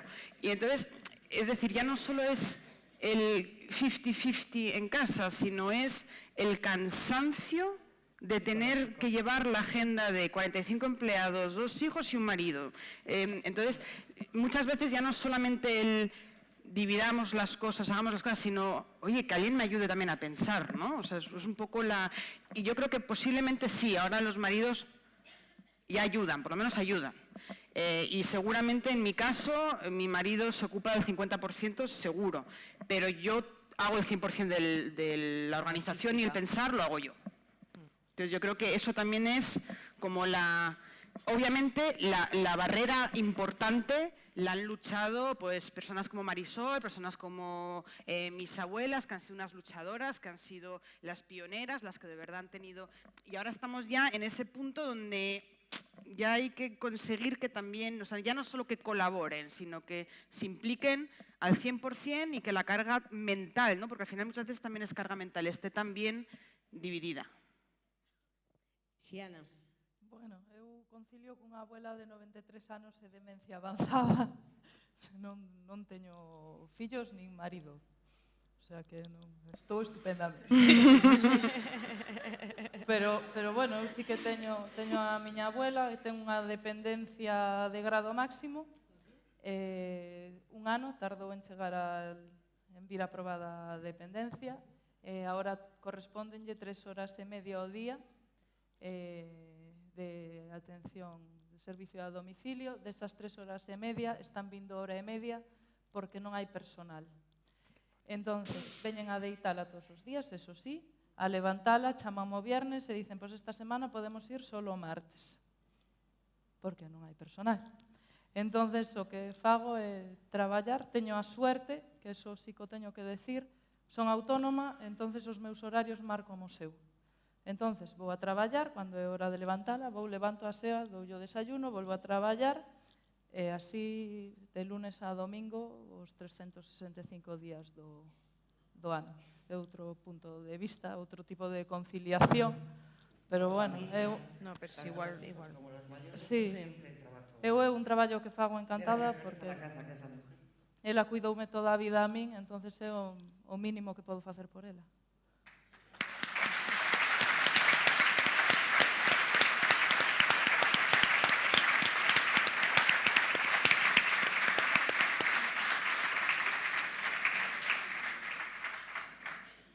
Es filla única, Xiana? No, teño unha irmá. O que pasa é que a miña irmá traballa a turnos. Entonces, para ela é máis complicado. Porque ela traballa casi todos en horario de tarde ou de noite. Entonces, bueno, eu tamén entendo que ela pues, ten que descansar, ten que dormir, que ela está aí igual que a min, que estamos as dúas, os nosos pais non poden, por problemas de salud.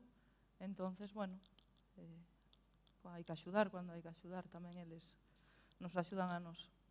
Entonces, Outra das realidades do mundo rural é o embellecemento da poboación que vive no mundo rural. De algún xeito, esas persoas que traballaron, como a boa de Xiana, na súa casa, que non saíron da súa casa e que creen na súa contorna, seguen vivindo ali, traballando ali, e son os seus netos, fillos, os que volven moitas veces para cuidalos e para manter viva tamén, manter vivo ese legado rural. Despoboación, embellecemento, son tamén dúas realidades que tamén afectan un cóctel moi perigoso. Despoboación, embellecemento, falta de servizos, un cóctel moi perigoso, un reto bastante importante. É verdade que o mellor aquí, pois o que decía Marisol, na denominación de Rías Baixas é un pouco máis sinxelo moverse, pero en algunhas zonas de Galicia, principalmente rural, zonas de Lugo, zonas de Ourense, é complicado moverse e acceder a servizos básicos. Simplemente encontrar gente que te ayude, te pueda echar una mano, porque si no vive nadie es súper difícil. No, por iso é super necesario que haya unha responsabilidad política para poder solucionar todos estes problemas, porque o que acaba pasando en todas as familias é que ao final, entre a propia familia, hai apoio, en Galicia tamén os veciños, cando sai, pois tíranse deles, pero non deben ser problemas que se solucionen desta forma. Ten que haber unha vontade política e é moi triste coa situación laboral que teñen moitísima xente hoxe en día que teña que reivindicar que só lle poden axudar unha vez a semana porque non hai personal. Quen está facendo mal as cousas neste momento? Entón, son certas cousas que de por sí soamente non van a cambiar, ou hai un compromiso polas autoridades para facer que cambie, ou vamos a estar sempre igual. Evidente. Eu pregunto, alguén desta sala se sente identificado con algunha das experiencias que nos están a contar as nosas relatoras? Ninguén, non? Alguén está cuidando algunha persoa maior? É fácil conciliar, non? Para todas vostedes é fácil, non? Sí. Un momentiño. Que así tamén escoitámola mellor.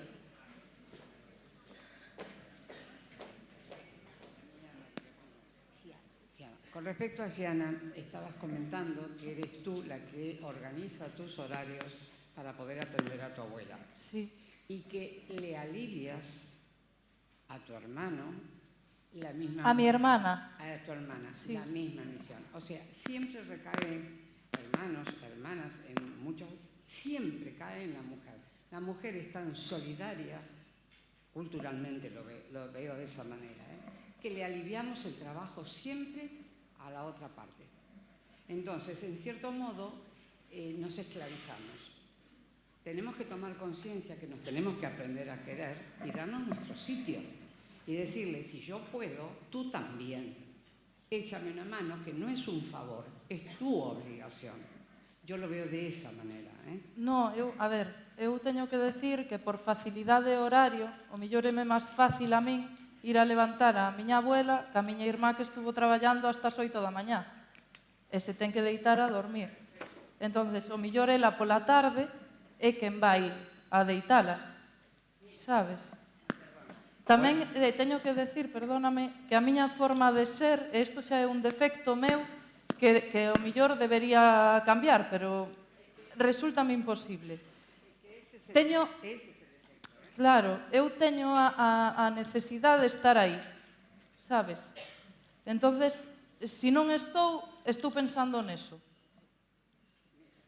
Perdona, yo desgraciadamente usé durante casi 6 años a mis 2 hijas.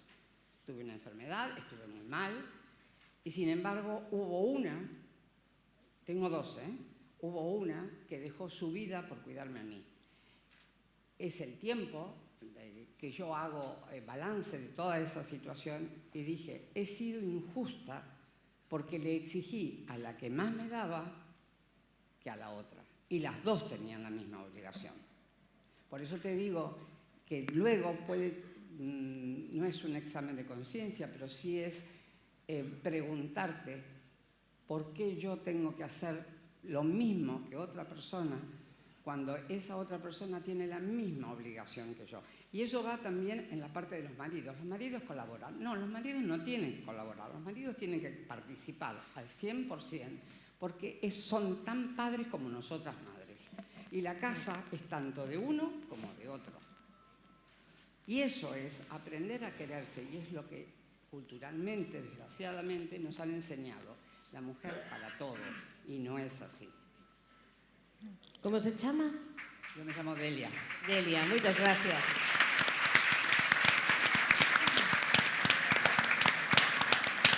Pois, Delia, habría un capítulo importante na historia da muller e da muller rural que é como nos sentimos nós con respecto á nosa contorna.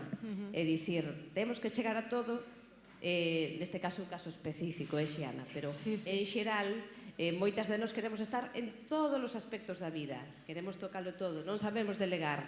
Eso tamén quizáis é un dos nosos problemas ou non? Sí. Puede ser en parte, pero creo que normalmente tampoco tienes en quién delegar.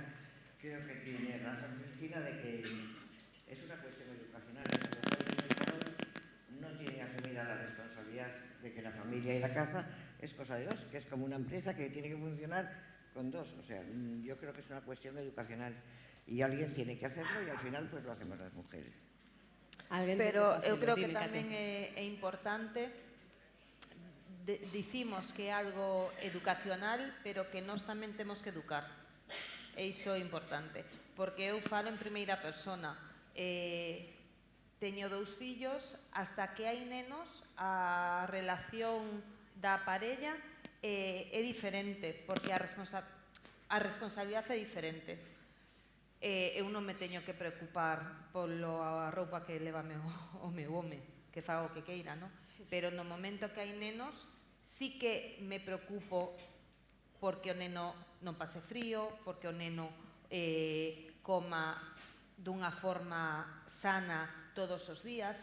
Esas responsabilidades, no meu caso, eu creo que na maioría dos casos, eles non o pensan, non se lo plantean directamente. Es unha cuestión Entón, educacional. hai que facer exercicios de educación. Se hai que facer un esquema para pôr unha lavadora, fais un esquema. Sabes por a televisión? Sí, pois a lavadora tamén sabrás pola. Digo eu, que comemos la semana que viene? El sábado se hace lista de comida. Jo, que pesada eres. Como que pesada? Con pesada yo no como. Tenemos que educar a persona que está con nos para que pouco a pouco tamén se responsabilicen do día a día, porque o tema de conciliar do papel da muller son palabras moi grandes, pero onde se ve é no día a día, en que teñamos unha vida en igualdade de condicións, en que non teñamos que estar levando o mundo por bandeira as mulleres. E moitas veces, por non pasar o traballo de forzar a situación, nos mesmas vamos con todo adiante. E iso é un defecto que creo que é endémico nas mulleres, endémico, pero que temos que ser capaces de dar o xiro para educar tamén os homes, e se tardamos media hora en facer a lista das comidas da semana, pois tardamos media hora. Pero así sabes o que tens que comprar. É así, son detalles super pequenos, pero que os grandes cambios moitas veces non se consiguen con xestos, non sei. Falaba precisamente antes Cristina da presión mental. Completamente de acuerdo con lo que acaba de decir Katia. Es más, alguna vez que me he ido de viaje varios días, mis hijos han sobrevivido. Es decir, cuando tienen que hacerlo, lo hacen. Lo que pasa es que si alguien piensa por ellos, pues es mucho más cómodo. Entonces también a veces, y a mí misma me cuesta mucho lo de decir laissez-faire, es decir, oye, que lo haga y si se ha equivocado, pues ¿qué se le va a hacer? Y aprenderá, ¿no? Pero el soltar, dejar a esa maniática del control que yo por lo menos tengo dentro, ¿no? También a veces intentar soltar y decir, oye, y si nos hemos ido todo el día y se ha olvidado los pañales, pues se ha olvidado los pañales, pues ya se apañará y será un supermercado o una farmacia de urgencia y lo comprará, ¿no? Y eso a mí personalmente es de las partes que más me cuestan. Quizás a nivel profesional es distinto, pero a nivel familiar quizás es un poco la parte donde nos cuesta a todas más, ¿no? La esta de, vamos, tú te ocupas de hacer las cosas de las niñas y sales de la puerta y ya estás tú ahí con la lista a ver si ha llevado todo, ¿no? Eso es otra vez carga que nos ponemos nosotros mismos, ¿no? Y yo creo que ahí es una parte que a nivel personal, cada uno en su casa, pues sí que es algo que se puede intentar, oye, pues si se ha olvidado ya lo pasará él mal y ya la próxima vez lo hará mejor, ¿no? Algo que depende das xeracións, está cambiando a cousa, aquí hai persoas de todas as edades. Nas súas casas, quen pensa na comida? Quen pensa nos fillos, nos netos? Alguén quere contar a súa experiencia? Esta señora, creo que sí. Séntese, vostede como se chama? Rosa. E de onde ven, Rosa? De Sanxenxo. Eu penso que depende moito da necesidade e a veces das eleccións. Eu, por exemplo, por elección, cando tuve os meus nenos, deixei de traballar fora porque non tiña que me botase unha man no coidado e plantexei a necesidade económica, a veces, baixar para ser eu quen coidase os meus fillos. Logo tuve persoas maiores ao meu cargo tamén, que tuve con dependencia e coideinas. Entón, pasei dos miriños, pasei os vellos durante moito tempo. Foi elección miña. O que sí quería plantexar é que moitas veces, por elección propia, decidimos deixar o traballo porque preferín, en vez de pagar unha persona para atender a miña casa, atendela eu. Sí que se bota moito de menos axudas económicas para poder ter esa elección. Porque a veces non é solamente decir, bueno, pois o traballo, eu agora mesmo son autónoma, o que di como Xiana, podes depender do teu tempo a túa maneira, pero naquele momento non. Entón, sí que se bota moito de menos unha axuda económica para poder ter esa elección. Decir, eu son muller, traballo no campo, pero quero ter a opción de tamén, si non pudera ser, o sea, se tuvera que ter un traballo de unha xornada de 8 horas, de 8 días, que faz? Tes unha persona maior, non tes unha axuda para que che coiden na casa, non queres mandalos fora. A veces vese complicado neso. Neste caso diría que moitas veces poder ter a elección de ser ti quen concilie na túa propia casa, pero non hai axudas para eso. E quen te axudaba a ti? Bueno, a familia botoume moitas veces unha man. Eso teño que reconocer que eu non teño problema para delegar. Aí, non é mellor non eso, eu non teño problema para delegar. Se tiña que ir a calquera lado, chamaba, deixo os meniños, ou vente a botar unha man con túa nai, ou con, o sea, son cousas que, eso xa é cousa personal. Pois gracias, Rosa. O caso de Rosa é unha elección persoal. Botan de menos na casa que alguén pense tamén nesas cousas que soamente ao parecer pensamos as mulleres? Ou están contentas así? Parece que non botan de menos a axuda masculina, ou sí, gustaríalles? Non? A ver, esta señora. Vostede como se chama? Xiruca. E de onde ven? De Dorrón, Sanxenxo. Vostede bota de menos axuda familiar? Axuda familiar, na enfermedade axudaronme, pero despois eu tuve un bar 42 anos e criín os fillos, o meu home era ferreiro e había que poñerlle a 1 da tarde a comida como os demais, ir á Plaza Sanxenxo, que por aquí ou por ali non había peixeiros, e, bueno, eu se conto a miña historia moi grande, por eso, pero axuda do marido nunca. Ninguna. Non axudaban, é que non axudaba, eran machistas daquela. Eu fai agora 50 anos que me casei, non vistas o meniño, non fajas isto, único un biberón e se eu estaba mala, pero do resto, nin hoxe. Nin hoxe? Está aquí? Aquí non está, está na casa, que non me traio porque o mellor xa marcha de tanta lería. E vostede ten fillos, homes? Eu teño un home, pero o home, cando chegou a casarse, a muller puxo a línea. E vaste bañar, pois limpia o baño. Tiras o calcetín, collo, ela non estás na casa de túa nai. E puxo a línea. E a miña filla, si, agora...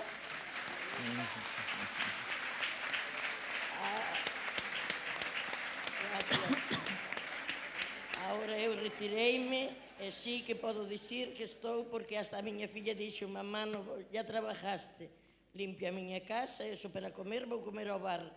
Comprame a miña filla, fai a comida, fai todo. Eu agora sí que estou retirada e nadie me manda. Pero a miña filla tamén ten 44 ou 6 anos, ten 4 fillos, leva ao bar e leva todo. Sí que o home tamén lle axuda agora, pero daquela non nos axudaba nada. A berrar, e nos a calar, e a chorar. En que fixen mal, en que isto, en que outro. Eu contome por min.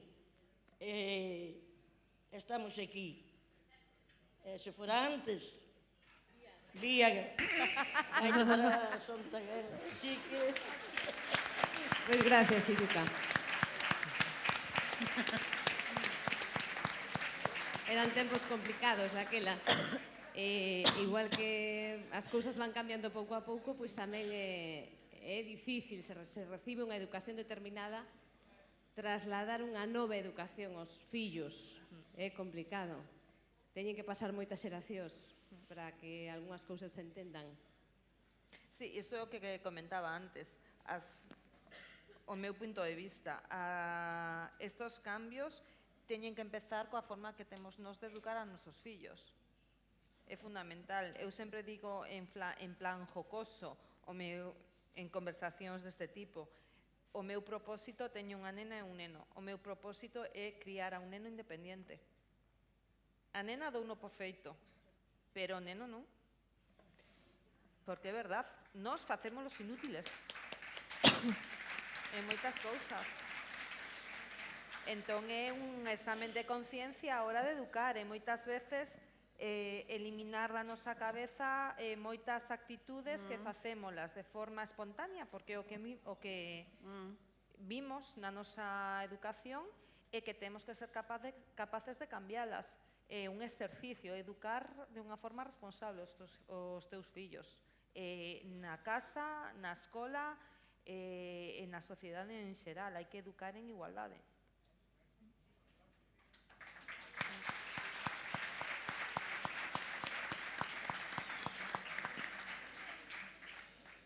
Vos credes que é máis complicado o papel da muller no mundo rural que nunha cidade? No lo sé, yo creo que el mundo rural es muy grande. Mira, estamos viendo situaciones muy diferentes. No sé, yo creo que es difícil en todas partes. Pero si además de la dificultad por ser mujer que tienes normalmente, todo lo que se está hablando son cosas generales que pueden ocurrir en el mundo rural o en una calle de una ciudad. Si además de eso le añades una situación como la que tiene ella, de un sitio que se está despoblando, que casi no tiene servicios, etcétera, pues se acrecienta muchísimo más. Y como ya hemos llegado a la conclusión, la que lleva todo eso, la que discurre todo eso, la que organiza todo eso es la mujer, pues naturalmente está muchísimo peor. Adiante, Xana, que esa que vive un pouco máis lonxe. A ver, eu teño que decir que donde vive é o sitio máis bonito que vos podedes imaginar, Que non haya servicios non quere decir que, en serio, que temos unha riqueza paisaxística, turística, bueno, impresionante. Que pasa? Que, bueno, as infraestructuras non son as que tiñan que ser. Eu estudiei en Lugo, hai os mismos kilómetros de Lugo a Tribes que de Tribes a Lugo, e moitas veces diceme, jova, é que vives tan lexos. Digo, home, lexos depende como te poñas. A min quedame o mismo que a ti. Non hai, quero decir. Pero bueno, é o que hai. E cales son as ventaxas de vivir no mundo rural? A ver, eu vivín nunha cidade, eu traballei en Valencia, vivín en Valencia capital, aguantei pouco, despois fume vivir a un pueblo que estaba a 10 minutos, pero xa era un pueblo. Os nenos, para criar nenos, eu non teño nenos, pero, bueno, eu criei-me nunha aldea. Entonces eu campaba libremente, marchaba despois de comer e a hora de chegar a casa era cando se poñía o sol. Relaciónome con xente de diferentes edades, porque xente da miña xeración sí que somos, pero, bueno, ao ser pouquiños, xuntámonos, pois eu vou tomar café, tomo café desde os 70 anos aos 30. O sea, con xente moi dispar, con diferentes vidas, con diferentes profesións, eso faite crecer, aprendes un montón de cousas e faite crecer moito como persoa. Despois, eu teño a suerte de que me gusta o campo, entonces entre as miñas aficións están o montañismo. Entón, claro, eu salgo á porta da casa e aí a teño. Entón, claro, eu non necesito ir a un centro comercial todos os días. Non necesito ver un montón de xente todos os días. Eu, se quero ir ao cine, pois, collo o coche e voume a Ourense, que está a 1 hora, ou a Ponferrada, que está a 1 hora e 10. Porque é o que digo, o cine non vas todos os días. Eu vou moitas veces ao teatro. Pero eso, faste 1 hora de camiño, 1 hora e 10 de camiño mínimo, para ver unha ópera, para ver un cine ou para ir comprar uns pantalós.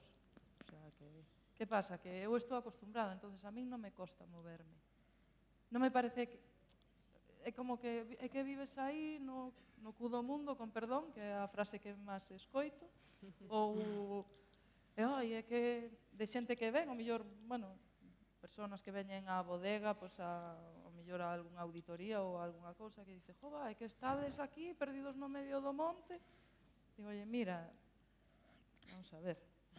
Digo, oye, que se me poño de Madrid estou máis cerca eu que a ti. O sea, lexos, bueno, é adaptarse. Eu prefiero asomarme á ventana e ver montaña que ver un murmullo de xente que che acelera a vida, que, sabes?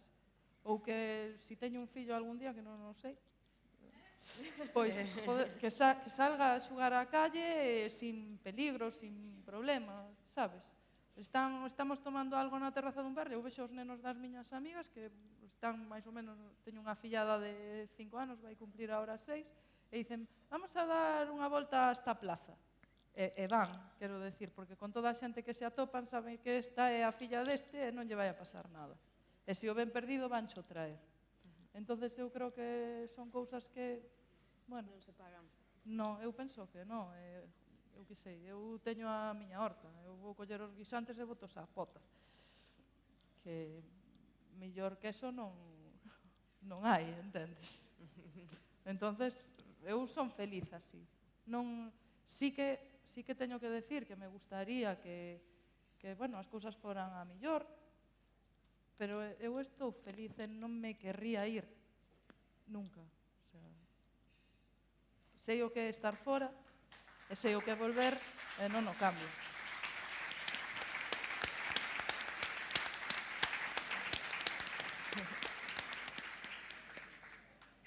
E como vivides vos o rural?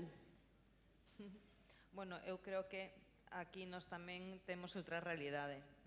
Nesta zona temos unha calidade de vida que é moi difícil atopar noutras zonas. Es un rur urbano, ¿no? Un rur urbano, el Salnés. Pero dentro, eu creo que unha das, aparte desde o punto de vista da saúde, sin máis, eu creo que non é o mesmo vivir nunha zona como a nosa, calquera zona, a maioría das zonas de Galicia, menos contaminada, quizáis, con menos estreses, seres capaz de asumilos, sen unha vida máis tradicional, se queres, entre comillas, nunha zona rural que nunha gran cidade. Eso eu creo que tamén a nivel salud pois te protexe un pouco, é unha convicción que eu teño, no?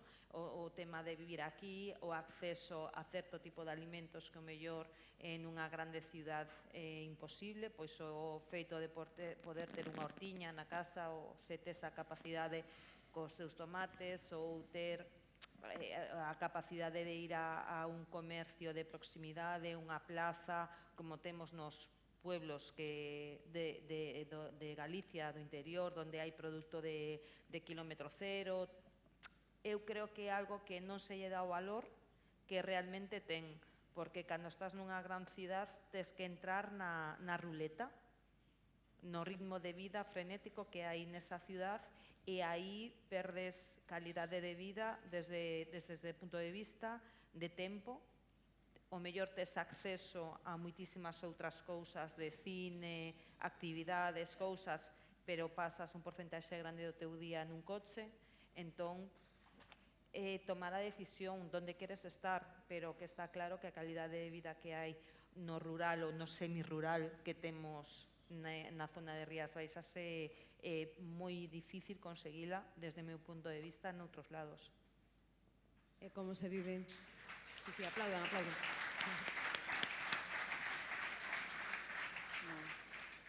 E como se vive na Casa Grande de Xanceda? Pues mira, en Casa Grande de Xanceda se vive muy bien. Todos los que hayáis pasado por ahí sabéis que es como una pequeña aldea. Tengo hasta 2 familias de empleados que viven también en la propia granja, entonces es un poquito como un pueblo. Tenemos ahí el parque de los niños, yo a los niños los llevo montados en el pony hasta el parque y juegan ahí con las niñas de los empleados. La calidad de vida en ese sentido es muy buena, y yo creo que lo que más se aprecia, por lo menos yo que he crecido y vivido gran parte de mi vida en Madrid, es el ver lo que haces. Es decir, en mi caso, ¿no? Tienes a tus vacas pastando tus tierras todos los días, de ahí sale la leche pasa directamente por una tubería que está a 10 metros a la yogurtería, en la yogurtería se transforma la leche en yogur y luego te comes por la mañana ese yogur. Y el hecho, ¿no? esa sensación, ¿no? Por ejemplo, a mí que me encantan los caballos, pues en Madrid es imposible tener un caballo, obviamente, pero en Sanceda tengo un caballo, y lo que más feliz me hace es ir montando a caballo por las fincas y simplemente disfrutar de la tierra. O sea, yo creo que es una cosa que valoramos todos los que vivimos en el rural. Yo creo que es una de las cosas que más se valora, ¿no? La cercanía a la tierra, a lo que produce esa tierra, el esfuerzo que has metido, cuando te viene una cosecha buena, ¿no? Los cambios de tiempo, que llega el otoño, cada estación tiene sus cosas. Esa cercanía a los animales, a la tierra, yo creo, para mí personalmente, eso es lo que más valoro del rural, y lo que en el lado positivo más me aporta y más felicidad me da. Comezábamos esta conversa falando de que en Galicia éramos pioneiros na participación da muller no mundo do viño. Galicia rural, centrámonos tamén nos problemas da muller, pero gustaríame que como mulleres, pero tamén como traballadoras empresarias, valorarades o rural galego con respecto a outros rurais de España. Din que somos moi minifundistas, que temos as nosas formas de ver as cousas e de traballar, pero somos tamén distintos e potencialmente moi bons en moitas cousas, non? O noso rural tamén evolucionou moito e penso que para ben. La verdad no lo puedo comparar porque no conozco otros rurales más que por encima. O sea que no tengo una opinión al respecto. Creo que aquí siempre hemos sido diferentes, porque en otras partes de España que yo conozco, desde luego, la mujer nunca ha participado en las labores del campo, siempre la mujer estaba en casa. Esa diferencia es la que yo veo desde mi poco conocimiento de los rurales de otros sitios, ¿no? pero non podo aportar nada máis porque non os conozco en profundidade. Como vedes vos o rural galego? Como evolucionou nestes últimos anos? Hombre, yo creo que evolucionó muchísimo. Lo primero, tenemos unas infraestructuras que eran insoñadas hace 25 años, ahora a casi todas partes. Es verdad que tú vives muy lejos, a casi todas partes hay una buena carretera, se llega en bastante poco tiempo. Yo creo que eso hace que... Lo que sí que me llama la atención es que ahora, porque hace no 100 años, sino menos, muchísima gente tenía que andar para ir al colegio, no tenían autobuses, las casas eran infinitamente peores. O sea, las condiciones realmente eran terribles. Y sí, había una economía más de subsistencia y, sin embargo, vivía más gente en el campo de la que vive ahora. O sea, que yo creo que es una cuestión de elección y de afición también, que quizá cambie, pero vivía mucha más gente en el campo que ahora. Pues en el rural tienes muchísimas cosas que hace no tanto tiempo no podías acceder a ellas y sin embargo se despuebla enormemente, ¿no? Sería una cuestión de filosofar un poco y pensar por qué, había que pensárselo. Hay que preguntar sobre las gentes que abandonan esos lugares, quizá porque no hay trabajo, creo que será lo más así, pero bueno, yo desde el punto de vista de lo que yo veo desde fuera, ya digo que nosotros en la zona que vivimos no es exactamente un rural, pero yo creo que a cualquier sitio de Galicia que vayas ahora, pues lo más así de la provincia de Pontevedra, La Golada, tiene unas carreteras magníficas para ir y llegar, que hace poco era imposible. Entonces, veo que ha evolucionado bastante. Y con respecto a otros, ya te digo, solo encuentro la diferencia desde mi punto de vista y de mi poco conocimiento de que aquí las mujeres siempre han sido trabajadoras en el campo y en otros sitios, vamos, no. Katia? A ver, eu creo que Galicia sí que ten peculiaridades, non?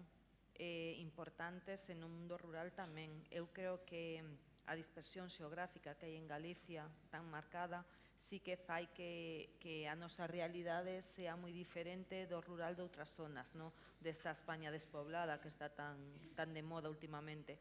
Se solo fai falta ir en coche de Galicia ou de Cambados a Madrid. Miramos o que pasa.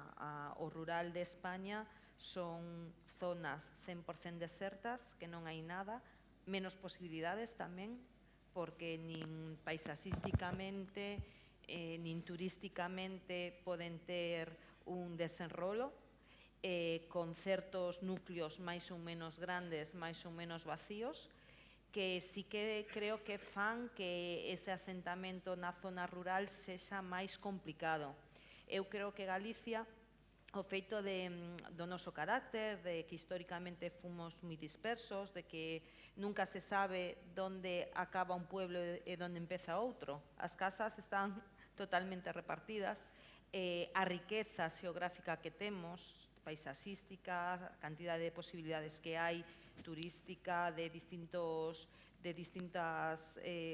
opcións, non?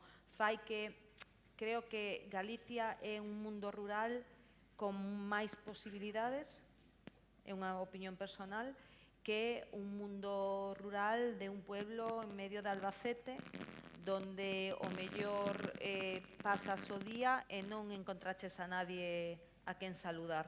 Entón, eu creo que sí que en Galicia temos opcións de desarrollo no mundo rural. Temos dous exemplos impresionantes, tanto Cristina como Xiana son exemplos de industrias asentadas do rural con unha potencia e que son exemplos de éxito. Creo que como vos hai lugares con moitas oportunidades para poder desarrollar o rural galego dunha forma máis sinxela o mellor que esta España vacía de outras zonas de España. Falaba agora Marisol de que a xente abandona as zonas rurais porque non hai traballo. Non hai traballo ou é que non se motiva o suficiente aos máis novos a quedar e a ensinarlles a traballar e as posibilidades que pode ofrecer o mundo rural, ou é que non se pode, ou é que non se motiva? Cal é o problema real? Yo creo que sí que se puede. Lo que pasa es que a veces yo creo que estamos también un poquitín ¿cómo decirlo?, un poquitín acomplejados. Es decir, tenemos un potencial, lo acaba de contar Katia maravillosamente bien, una riqueza en el rural brutal. Solo tenemos que atrevernos y hacer cosas con valor añadido, no ir siempre a por lo barateiro, a por lo tal. O sea, tenemos una riqueza, una materia prima extraordinaria. O sea, lo que tenemos que hacer cosas con valor añadido, atrevernos, sacar, hacer nombre y hacer que Galicia esté arriba del todo, porque tenemos un potencial brutal, tanto de materia prima, turísticamente, paisajísticamente. Tenemos está ahí, o sea, hay todas unas oportunidades ahí que yo creo que están sin explotar, y una de las, yo creo que es un problema de Galicia, pero también en general de toda España, ¿no? Que el emprendimiento pues no está a la orden del día. Es decir, pues tú que quieres ser de mayor, pues funcionario, por supuesto. Y emprendimiento, pues mal. ¿Por qué? Porque cuando fracasamos, y todos los que emprendemos fracasamos en algún momento y nos caemos y nos tenemos que levantar 20 veces, pues eso luego, pues yo qué sé, si emprendes y no te sale bien y quieres volver al mercado laboral, pues no queda muy bien en tu currículum, ¿no? En otros países se aplaude, ¿no? Un emprendedor, una persona que se echa para adelante. Nosotros, por ejemplo, una de las cosas que hacemos dentro de nuestra responsabilidad social corporativa, tenemos un proyecto que se llama Cultiva Mazas. Y la idea era, tú puedes ser el Steve Jobs del rural, ¿no? De eso, por eso el tema de las manzanas y el logotipo de Apple, etcétera. Y entonces lo que hacíamos era en colegios, institutos, etcétera, lo que hacemos es llevamos a personas que han triunfado en el rural, sea Elena Ferré con los zuecos, sea un quesero que ha tenido éxito, sea, distintas personas los llevamos y hacen charlas de motivación a los chicos jóvenes, ¿no? Pues chicos que están estudiando FP o en institutos o en colegios. Y la idea es un poquito enseñarles simplemente de, oye, tú has vivido en el rural, pero tú no tienes por qué hacer exactamente lo mismo que han hecho tus padres, porque claro, los chavales ven a su madre, a su padre, que se levantan a las 6 de la mañana, que ordeñan hasta la noche en Nochebuena y en Nochevieja, muy sacrificado y por 2 perras, ¿no? Entonces, muchas veces dicen, no, es que yo no quiero esa vida para mí, pero es que tú puedes hacer otras cosas en el rural. O sea, puedes hacer un hotel rural, puedes montarte una empresa de excursiones en karting por la montaña. O sea, está ahí infinidad. Y a veces simplemente es animar a los chavales a decir, oye, no tienes por qué hacerlo, pero por lo menos que sepas que hay gente que se hace una vida en el rural y hace una vida en el rural como ellos quieren y muy dignamente y haciendo algo que de verdad les gusta, ¿no?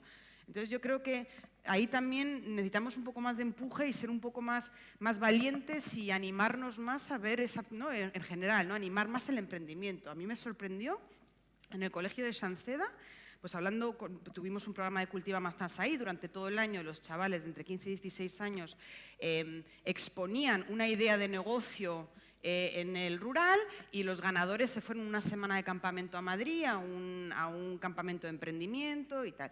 Y me sorprendió que me dijo la directora, no, pero si tenemos una asignatura que se llama emprendimiento. Lo que pasa es que no la ofrecemos porque no hay ningún profesor que se anime a impartirla. Entonces, claro, es decir, sí que está en el programa educativo, pero no se acaba de ejecutar pues por falta de conocimientos ou falta de medios.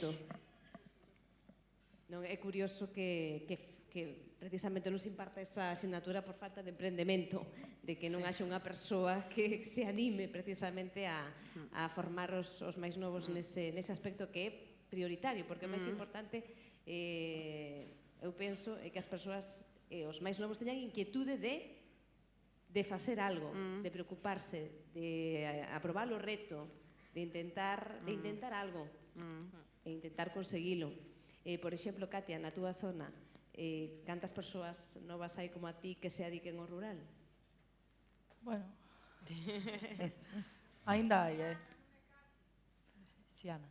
Perdón, Xiana. Non pasa nada, contesto igual. Xiana, cantas persoas novas hai como a ti que se adiquen ao rural?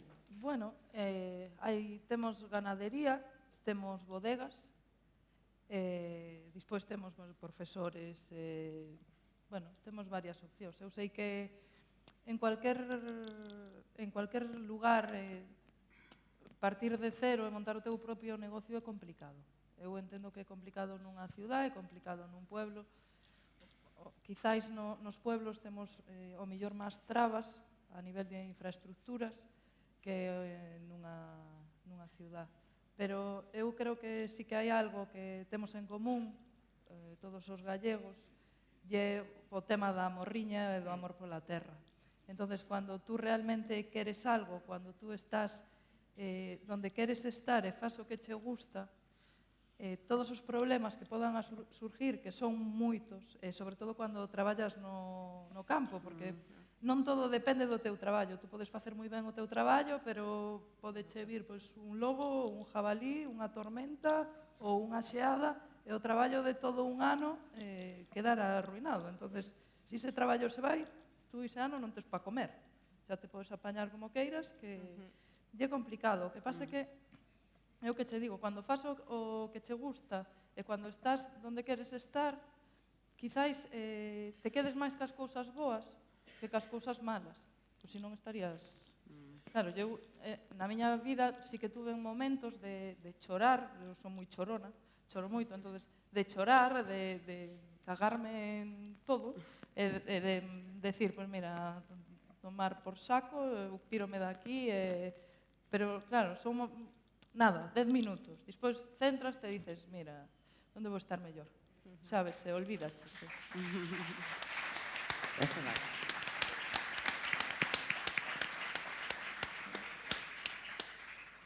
Pois, grazas, Xiana, por introducirnos a palabra morriña, que é a mellor forma de rematar esta conversa. Grazas, Cristina. Grazas, Katia. A vos. Grazas, Marisol. Grazas tamén a Delia, a Rose, a Xiruca, que tamén participaron nesta conversa.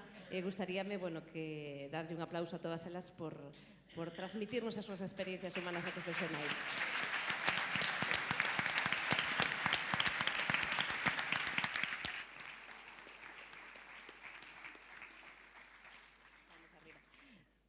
Ben, quedan moitos temas que seguramente puidan dar para unha segunda edición desta conversa, grazas a todas. Ahora imos cambiar un pouquiño a mobiliario. Vamos quitar o micro.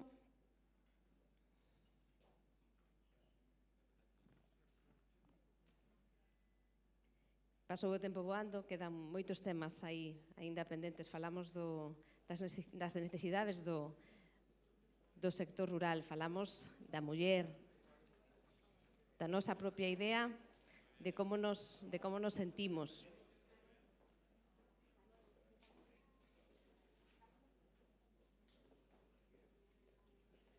Imos conformar xa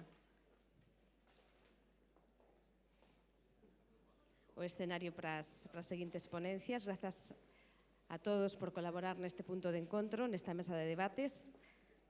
Grazas por proporcionarnos unha imaxe real da situación da muller no mundo rural e por trasladar con xenerosidade a vosa experiencia e por regalar consellos ás mulleres que estamos aquí e que temos os mesmos propósitos e retos que superar no eido rural.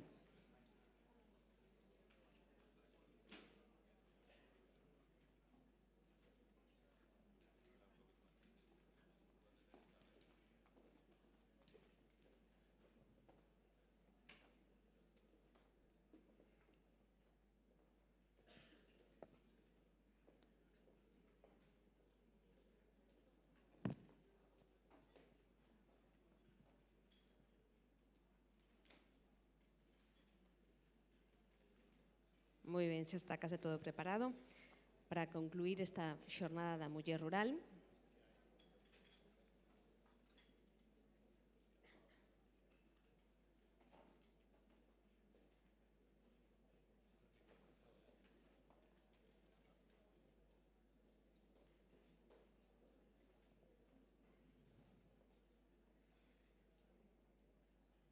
Tomará a palabra en primeiro termo o conselleiro do Medio Rural da Xunta de Galicia e despois o vicepresidente e conselleiro de Presidencia, Administracións Públicas e Xustiza da Xunta de Galicia.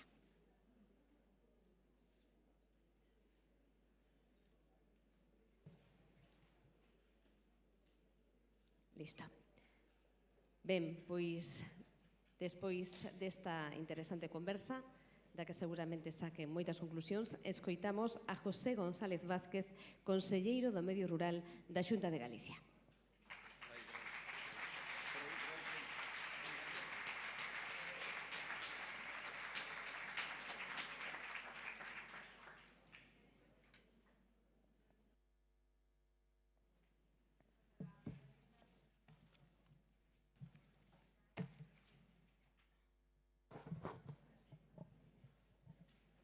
Bueno, bos días a todos e a todas, hoxe fundamentalmente a todas. Eu teño que decir que me sinto un pouco nervioso de estar neste auditorio hoxe con tanta muller.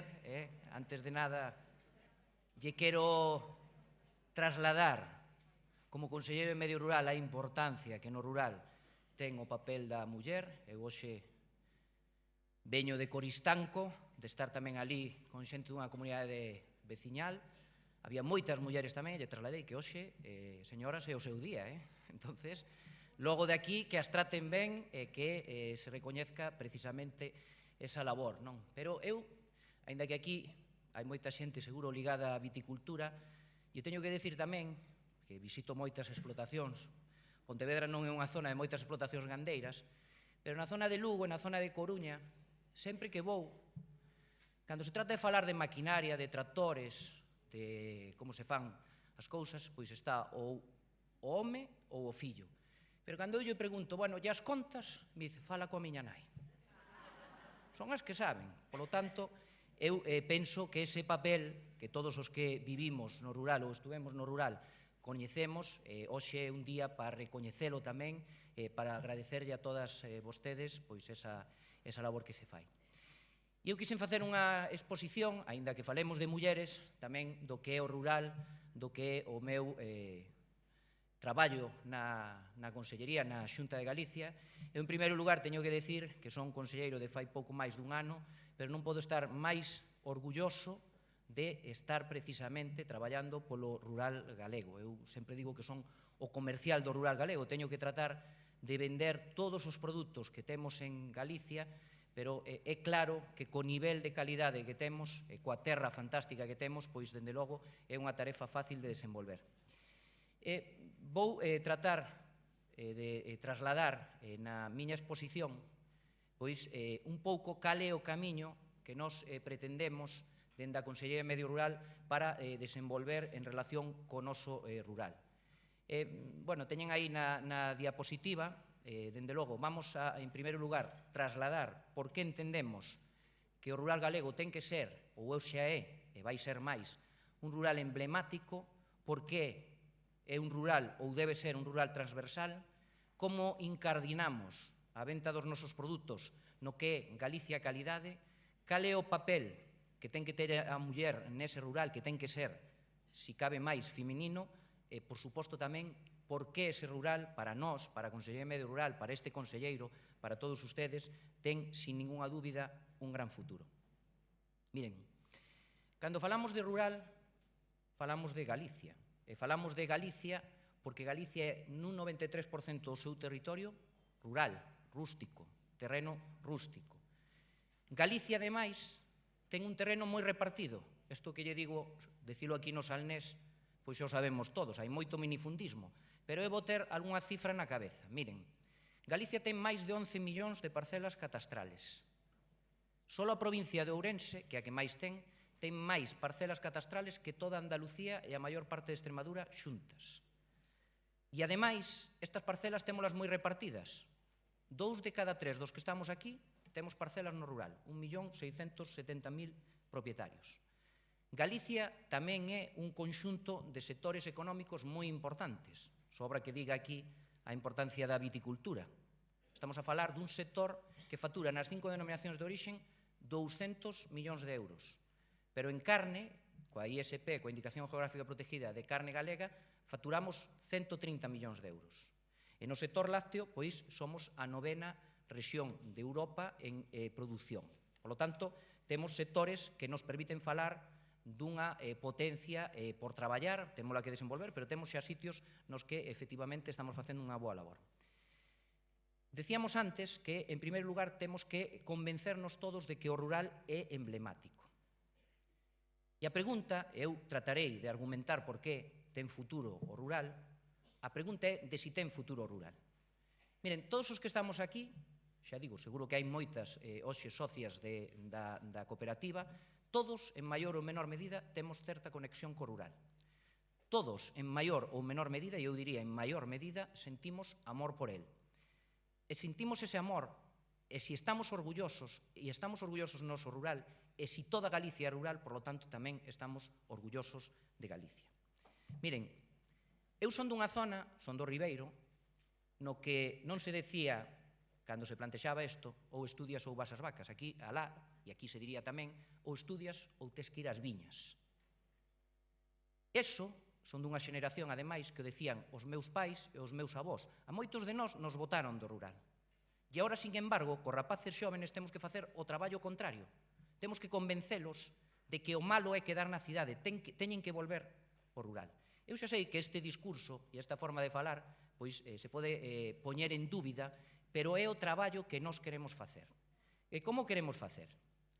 En primeiro lugar, no rural ten que haber vida, ten que haber actividade económica rendible, ten que haber unha rendibilidade que chegue a todos os elos da cadea de valor. É dicir, ten que haber bodegas, pero tamén ten que haber viticultores que cobren o precio que lle corresponde pola súa uva. Ten que haber esa rendibilidade que permita fixar poboación no territorio.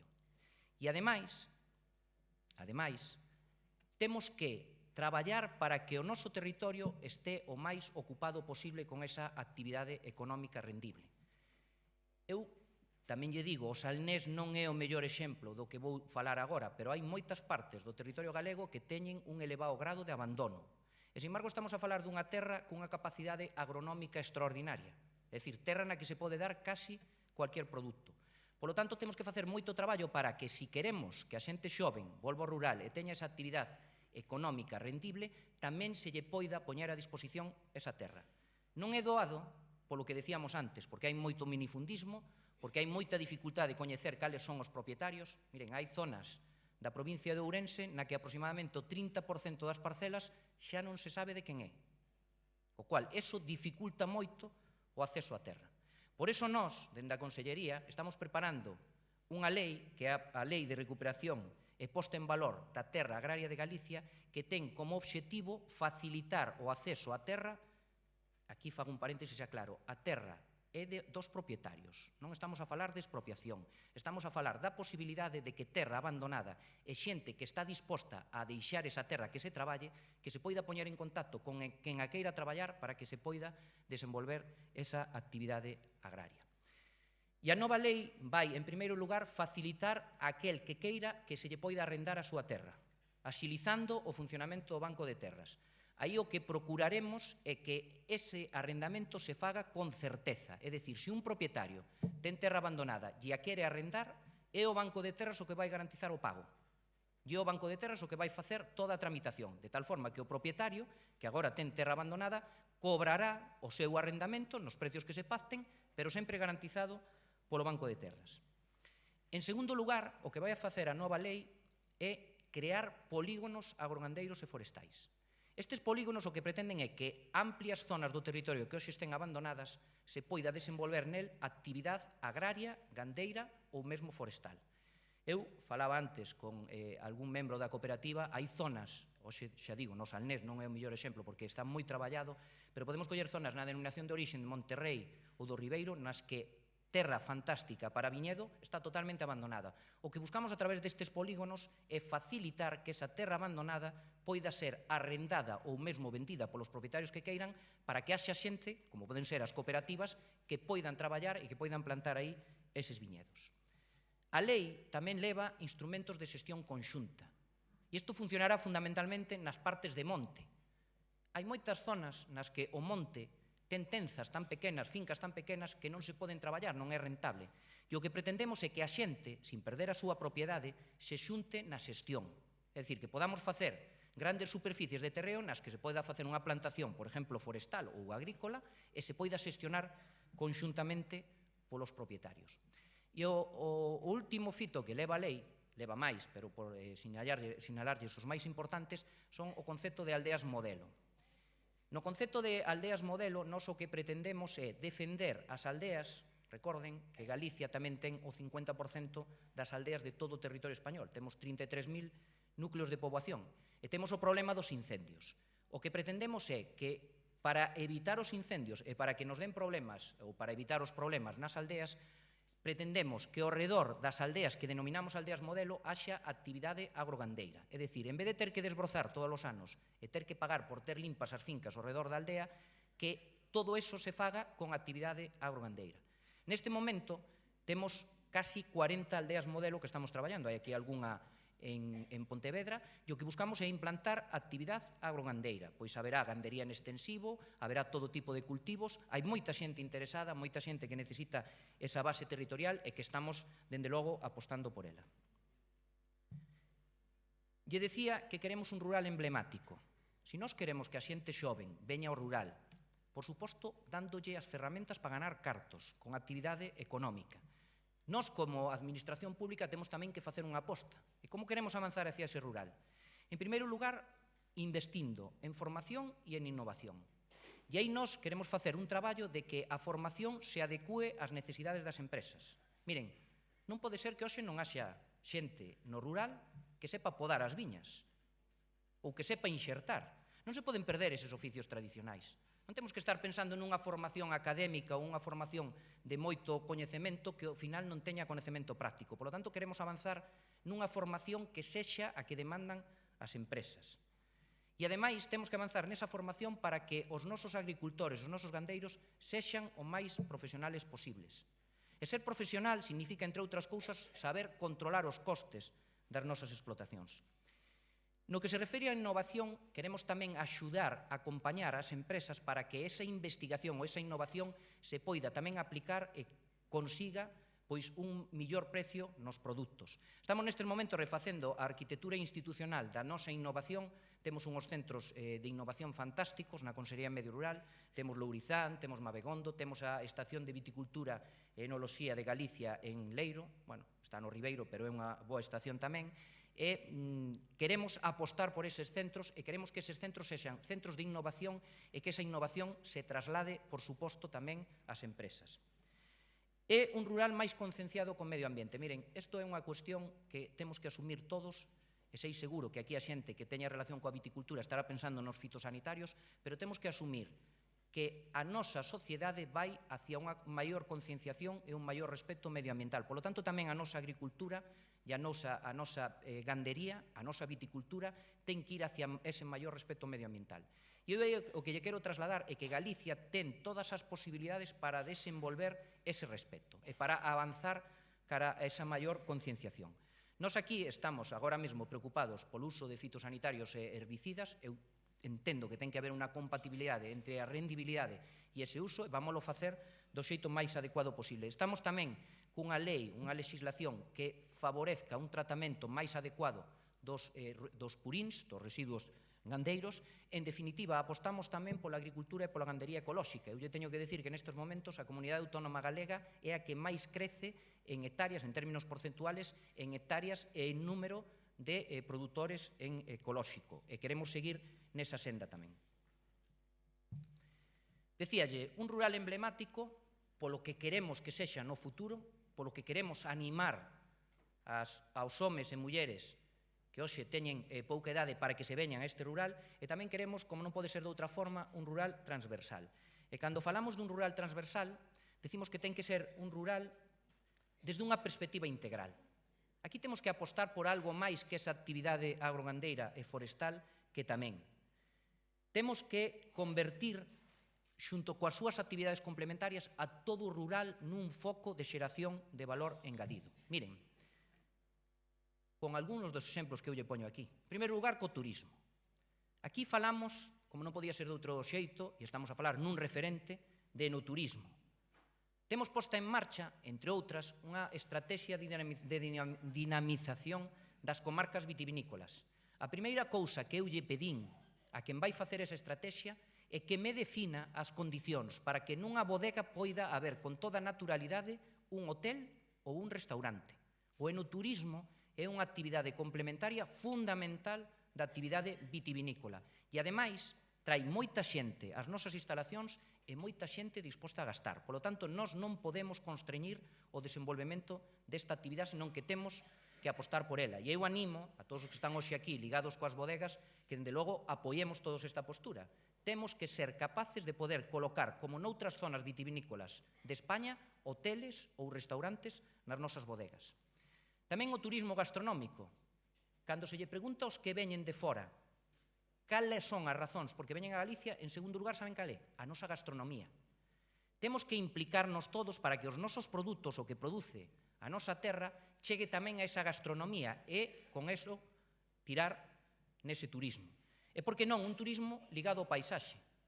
Moitas veces somos nós os primeiros que o mellor non valoramos suficientemente o que temos. Sin embargo, aquí temos unha paisaxe espectacular. Temos que ligar o noso turismo a ese respeto tamén, antes falábamos do respeto medioambiental, pero tamén o respeto da paisaxe. E isto nos leva a outro punto, no que é necesario que o rural sexa máis transversal, que é o respeto coa cultura, coas edificacións, coas tradicións e coas elaboracións artesás. Eu fai pouco aprobamos no Consello da Xunta, fai 15 días, unha das normas que máis ilusión me fai, que é o decreto de artesanía alimentaria, porque nós queremos apostar polas pequenas explotacións que fan ese traballo artesán, queremos darlle esa regulación que permita o desenvolvemento dos seus produtos e que eses produtos se poidan comercializar en cualquiera parte do mundo de acordo con esa calidade que teñen. Tamén queremos, falaba ya antes do concepto de aldeas modelo, queremos que esas aldeas modelo sirvan para recuperar as nosas edificacións. Temos que volver ou devolverlle a esas aldeas esa vida que tiñan antes e ese respeto na medida do posible polas nosas edificacións. Ten que ser un rural tamén ligado ás novas tecnoloxías. E aquí temos, diríamos que Galicia é unha das comunidades autónomas que maior avance ten no que se refere a implantación de novas tecnoloxías no que é o rural. Seguro que algún de vostedes vive en algunha parte que non ten novas tecnoloxías, pero a maior parte do territorio galego, prácticamente o 90%, está hoxe cuberto dende o punto de vista do acceso á telefonía móvil. E se todo isto é como lle conto eu, e se non, hai no que facer aínda con máis forza, temos que avanzar cara á internacionalización do noso rural. Isto ven polas dúas bandas. Por un lado, polos que van a chegar aquí a través do turismo e, en segundo lugar, pola comercialización dos nosos produtos. Eses produtos extraordinarios que se poden vender en cualquiera parte do mundo. Esta bodega na que estamos hoxe aquí é un bo exemplo, que exporta a uns cuantos países, pero ademais, se collemos a denominación de orixe en Rías Baixas, o 28%, igual xa as cifras me superan, pero 3 de cada 10 botellas da DO Rías Baixas se está vendendo xa no mundo e ademais cun precio que nos permite falar de valor engadido e que nos permite poder presumir de viños en cualquiera mesa dos mellores restaurantes do mundo. Por lo tanto, temos que ir nesa liña e temos que ser conscientes, amigos e amigas, do que temos aquí. E iso nos leva á promoción. A Xunta de Galicia, a Consellería de Medio Rural, quere facer unha aposta importantísima na promoción dos nosos produtos agroalimentarios. Galicia pode competir con cualquiera en calidade e pode competir en cualquiera parte do mundo. Isto témolo que decir así de claro e, ademais, o estamos facendo en moitos sectores. Miren, cando falamos de calidade en Galicia, falamos de que cualquiera dos nosos produtos están protexidos por denominacións de orixen ou indicacións xeográficas protexidas. Falamos do viño, pero falamos do queixo, falamos da carne, falamos dos produtos da horta. Non sei se saben que hai 5 indicacións xeográficas protexidas de pemento, non só o pemento de Padrón, senón que tamén o pemento do Imbra, o pemento da Arnolla, ata 5. Temos 4 de queixos, temos, como decía antes, 5 denominacións de orixen de viño e 4 indicacións xeográficas protexidas, temos a indicación xeográfica protexida da carne galega. En definitiva, todo aquelo que nos fai sentir orgullosos ser galegos, témolo nuns mecanismos que nos permiten apostar claramente pola súa promoción. E a Xunta quere levar esa promoción, e isto tamén yo digo a xente que este ligada á denominación de orixen, e de xeito moi claro, respetando as denominacións de orixe e as indicacións xeográficas protexidas. Nós non nos queremos meter no traballo que está a facer, por exemplo, en Rías Baixas, que está a facer magníficamente no que se refire á promoción. Nós o que queremos é facer unha promoción transversal de toda a Galicia de calidade agroalimentaria.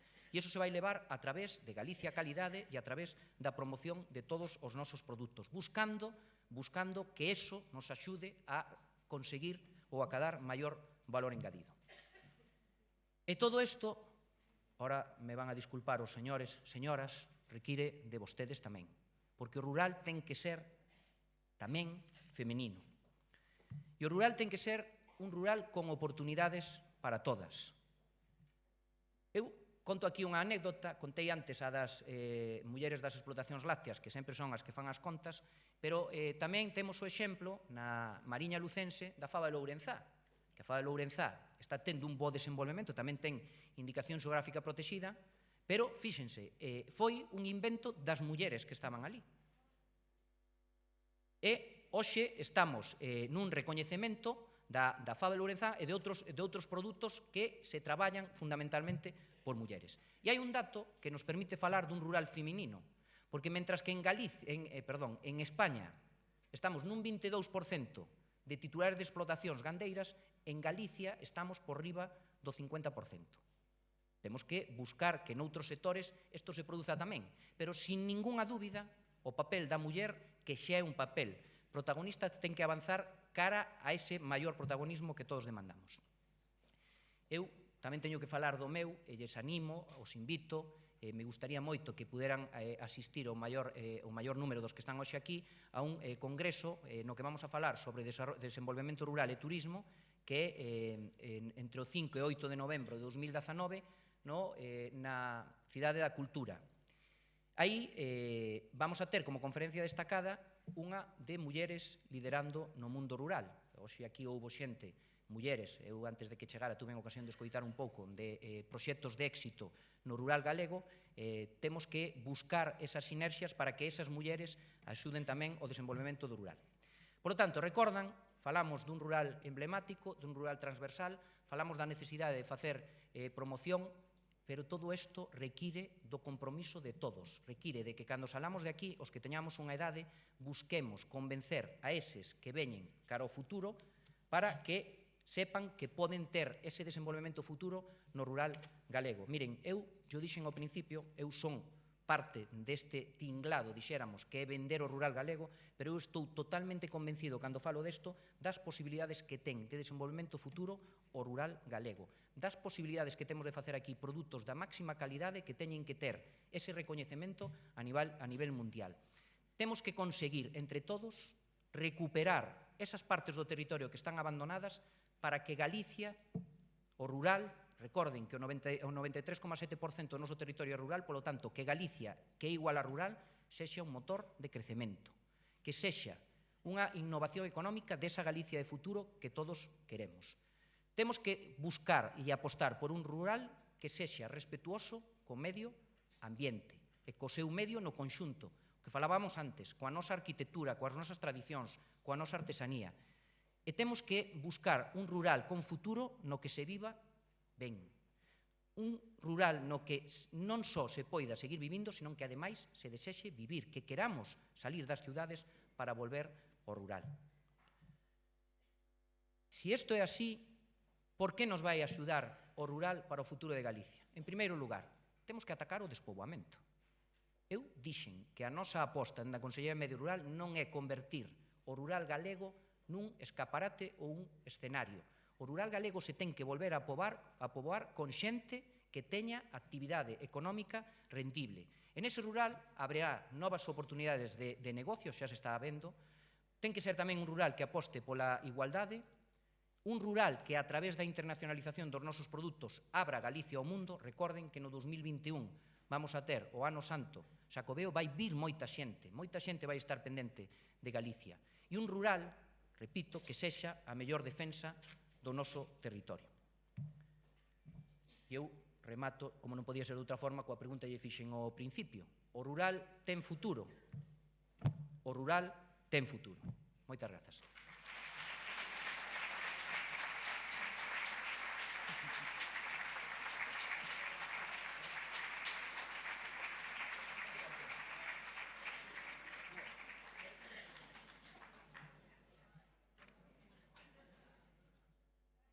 Pois, agora, aínda que rematei,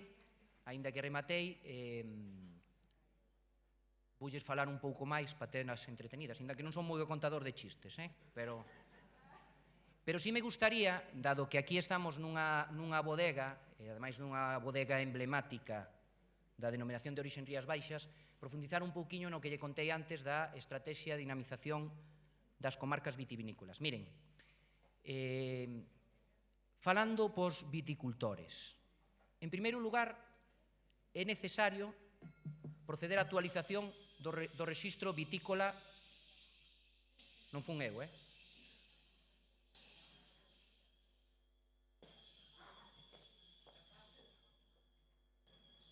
Decíalles, temos que proceder á actualización do Rexistro Vitícola de Galicia porque nestes momentos temos parcelas que ou non están adecuadas á realidade ou que están en situación dificultosa. Por lo tanto, estamos iniciando este mesmo ano a actualización do Rexistro Vitícola de Galicia. En segundo lugar, queremos, conxuntamente coas denominacións de orixen, plantar máis viñedo. Queremos plantar máis viñedo. Sabemos que Galicia ten capacidade de desenvolvemento no mundo do viño e, de forma ordenada e organizada coas denominacións de orixen, vamos a plantar eses viñedos. Eu teño que decirlles, se me seguiron antes a charla, xa sei que algunhas das cousas pois igual eran un pouco densas, pero falábamos de polígonos agrogandeiros. A aposta clara dentro deses polígonos vai a ser a plantación de novos viñedos. E eses novos viñedos se van a plantar en zonas tradicionais de viñedo que hoxe están abandonadas. Repito, o Salnés non é o mellor exemplo, pero na propia denominación de orixen Rías Baixas temos subzonas, como pode ser o Condado, nos que hai moito abandono e aí queremos recuperar esas terras.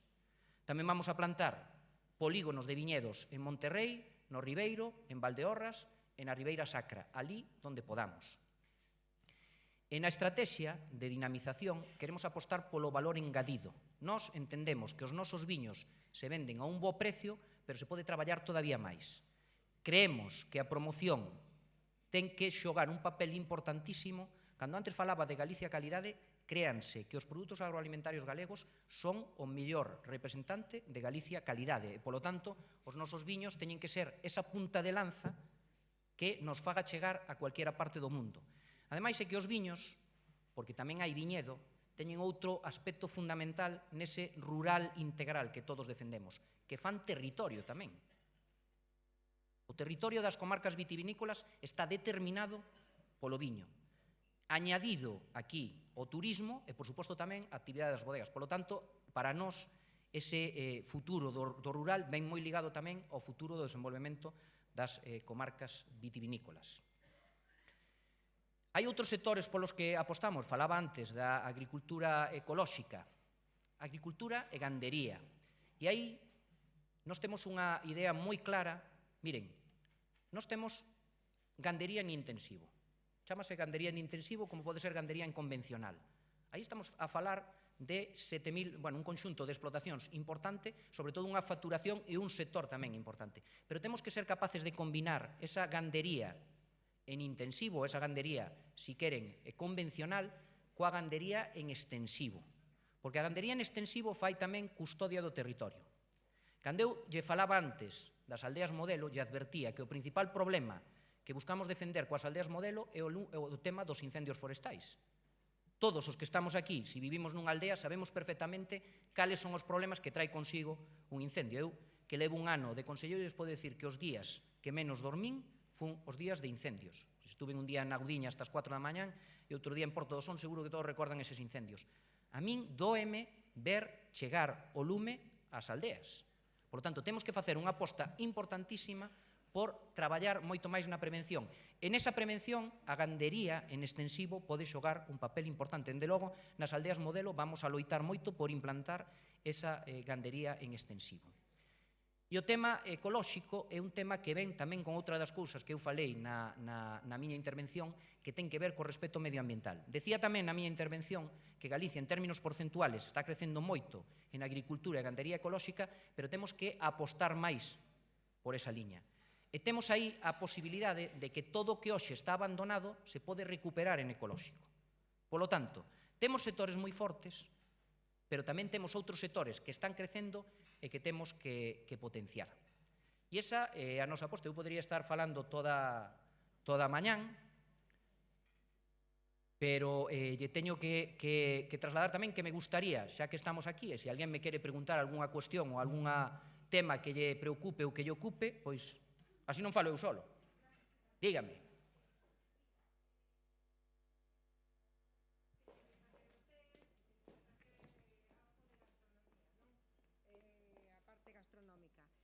Entonces, que lle facemos aos restaurantes que están aí que só viven da gastronomía? E aos hoteles que non teñen bodega? Que facemos con eles? É unha boa porque eu penso que a bodega fai viño, que o venda, que faja publicidade, todo vexo moi ben. Ahora, que as bodegas fajan hotel e que máis que fajan restaurantes, non me parece correcto, porque os restaurantes que non teñen bodega teñen que cerrar. A ver, cada un ten que defender o seu traballo. Explíqueme a min como é eso, como se come eso. Como se chama vostede? Josefa. Josefa, podo yo explicar, ou argumentar, polo menos. Seguro que igual non me dá razón, pero eu vou no intentar polo menos. Mire, en primer lugar, cando eu falo desto, teñolle que decir que en Galicia hai 450 bodegas, mentre que se falamos de restaurantes e hoteles hai moitísimo máis. En segundo lugar, o que estamos buscando é traer un tipo de turismo que hoxe non temos aquí, que é o ligado co enoturismo. E, ademais, eu lle diría que eso vai traer un tipo de turismo que vai a gastar non só nas bodegas, sino que tamén nos restaurantes e nos sitios nos que teña ao seu redor a bodega. Pero, ademais, tamén digo que zapateiro os teus zapatos. E é moi probable, e xa lle digo que pasa tamén noutros sitios, que os hoteles ou as casas de turismo rural ligadas ás bodegas ou os restaurantes sexan explotados polos restauradores ou os hoteleiros da zona, porque é normalmente o que pasa. En todo caso, nós o que buscamos é fomentar unha actividade que atraia o maior número de xente ás nosas comarcas, co cual eso debería repercutir en favor de todos.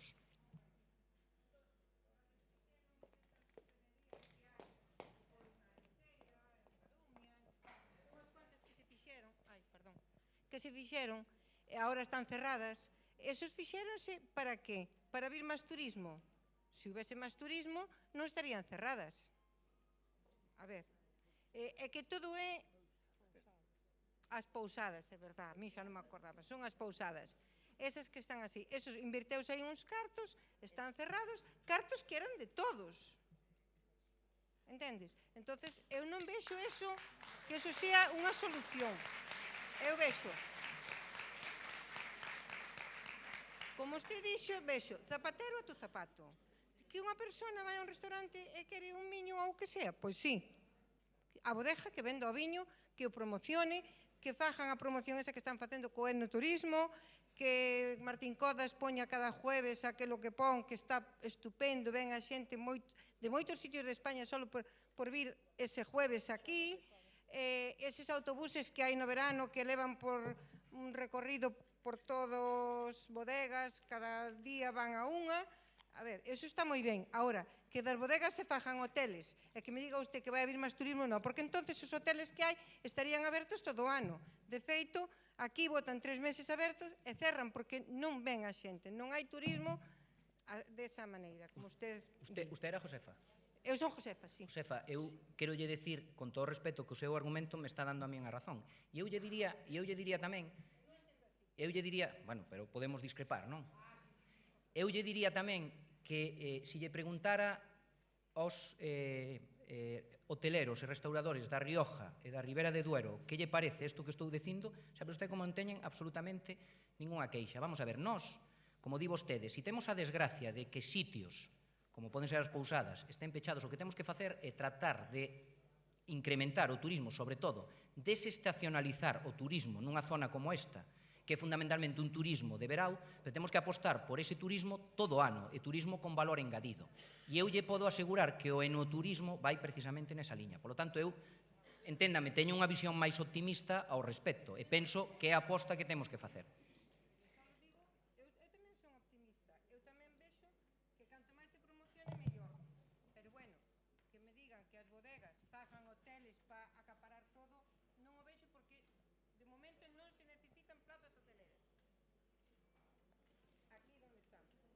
Bueno. Pois moitas gracias, Josefa. Tomo nota. Algúnha outra pregunta máis? Aproveiten porque isto é unha situación totalmente extraordinaria. Solamente o consegue Ana Pastor. Queren facerlle algunha outra pregunta ao conselleiro? Aproveiten que isto é único, Moi poucos políticos se someten ás preguntas das persoas de a pé. Xiana, a ver, que nos estabas comentando algo antes. Que lle queres preguntar ao conselleiro? Se me queres criticar é un momento, ti non te preocupes. Son críticas constructivas. De eso se trata. Eu así as tomo sempre. Das que temos que aprender todos. Eu son de Tribes. do Macizo Central Ourensán.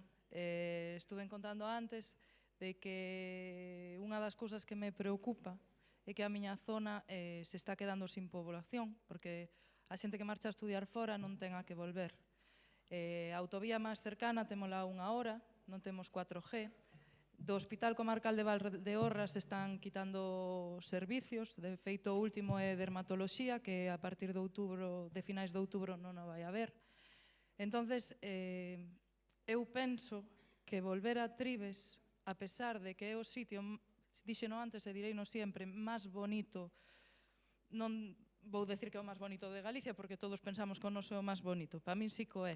É un sitio que ten unha riqueza, como dices tú, a nivel turístico, paisaxístico, a nivel de agricultura, de ganadería e de un sinfín de cousas, pero seguramente non contamos cos medios suficientes para leválo a cabo.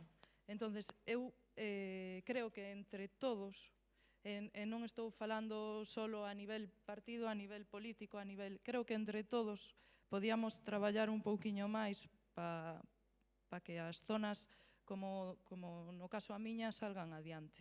Porque nos estamos quedando sin población, están pechando os colegios, están nos quitando os servicios e dentro de pouco a xente nova non vai a volver. E os poucos que estamos, o mellor temos que marchar.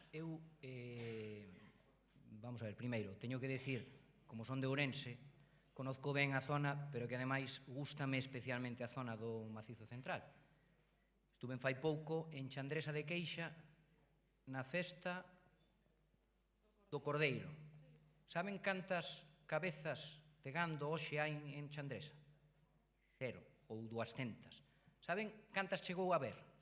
16.000. Entón, vamos a ver, en certas zonas do territorio, agora vou rematar a túa posta, porque ademais me interesa, se me prestan solo un pouquiño de atención, me interesa falar dunha cuestión que afecta moitísimo a Puebla de Trives e pola que nós vamos a apostar, non?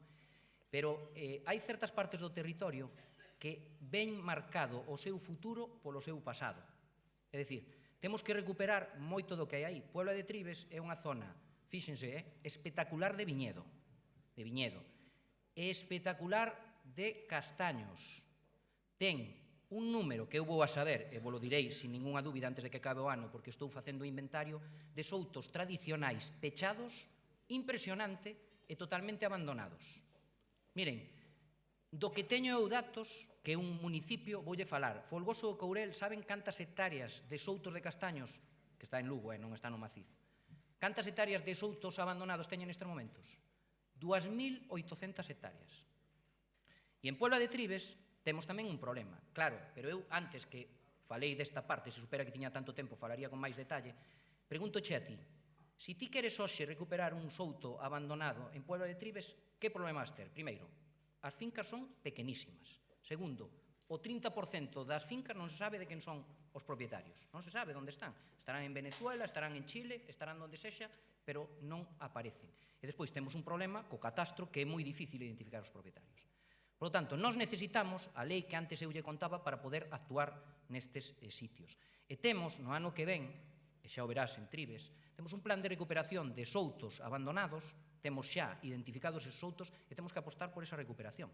Miren, cada ano caen o chan galego un número importantísimo de castañas que non as está recoñendo nadie.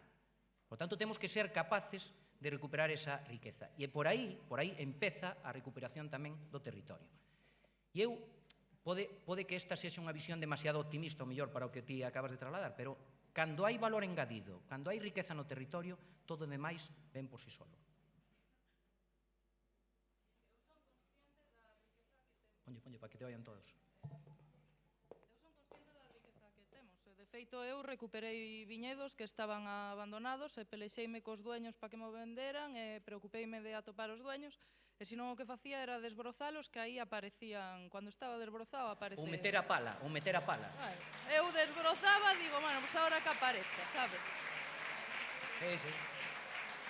Quero decir, eu o que sí que son consciente que nos faltan infraestructuras. Eu non dudo da riqueza, eu sei que o Vivei, a ladeira do Vivei, é unha das millores zonas de Ribeira Sacra para facer viño. E do mundo, Teño clarísimo, porque é unha das millores, pero está completamente abandonado. Sí que sei o dos bancos de terras, porque desde o Concello falaron conmigo, para falar, para ver como se podía facer, non sei, porque ao final a reunión non foi, ou vai ser, ou non sei, non me volveron a chamar. Pero faltannos infraestructuras. Quero decir, tú para vir a Tribes, si ves da zona de Castilla, tens que pasar por encima da Ponte Vivei. A carretera esa é preciosa para uso turístico, porque un camión por cualquera das carreteras de Tribes, cuidadito. Eu vouche dicir unha cousa, se mañán quixéramos meter unha autovía por ali, seguro que serías ti a primeira que estuveras na pancarta para dicir que non se pode facer tanto destrozo. Depende por donde a mandes. Vamos a ver, eu... Non che pido unha autovía, pidoche un acceso digno. Un acceso á Nacional 120. Pero... Bueno... Eu xa digo que son persona, me parece que xa o van vendo, de contestar sempre, pero eu che diría, con todos os meus respetos, ademais eu vou moito por esa zona, que a Puebla de Tribas, polo menos desde Ourense capital, chégase de forma digna, pero non pasa nada, quero dicir que podemos ter opinións discordantes, Sí, sabes que pasa? Que ao hospital temos que ir polo outro lado. Xa, bueno, bien, pero... pero estou falando do que ti me estás dicindo un acceso digno, e volvo a repetir, podemos falar todo o que queiramos, pero nós, a forma de revitalizar, sobre todo zonas como as que estás dicindo ti, é recuperando actividade económica. E eu din, e se queres, damos todas as voltas que queres, eu din, para min a clave de zonas como o Macizo Central é recuperar o que xa tiñan. E din dúas indicacións. A primeira é gandería en extensivo, que hai moito sitio para podela facer, ademais é moi respetuoso co medio ambiente e pode ter moito valor engadido do que ten. Por certo, señoras de aquí dos Alnés, seguro que o coñecen, pero en Ourense temos unhas razas autóctonas de carne espectaculares. Non todo é rubia galega, temos limiá, temos caldelá, temos cachena, temos vienesa, todo iso se pode recuperar, é do Macizo Central.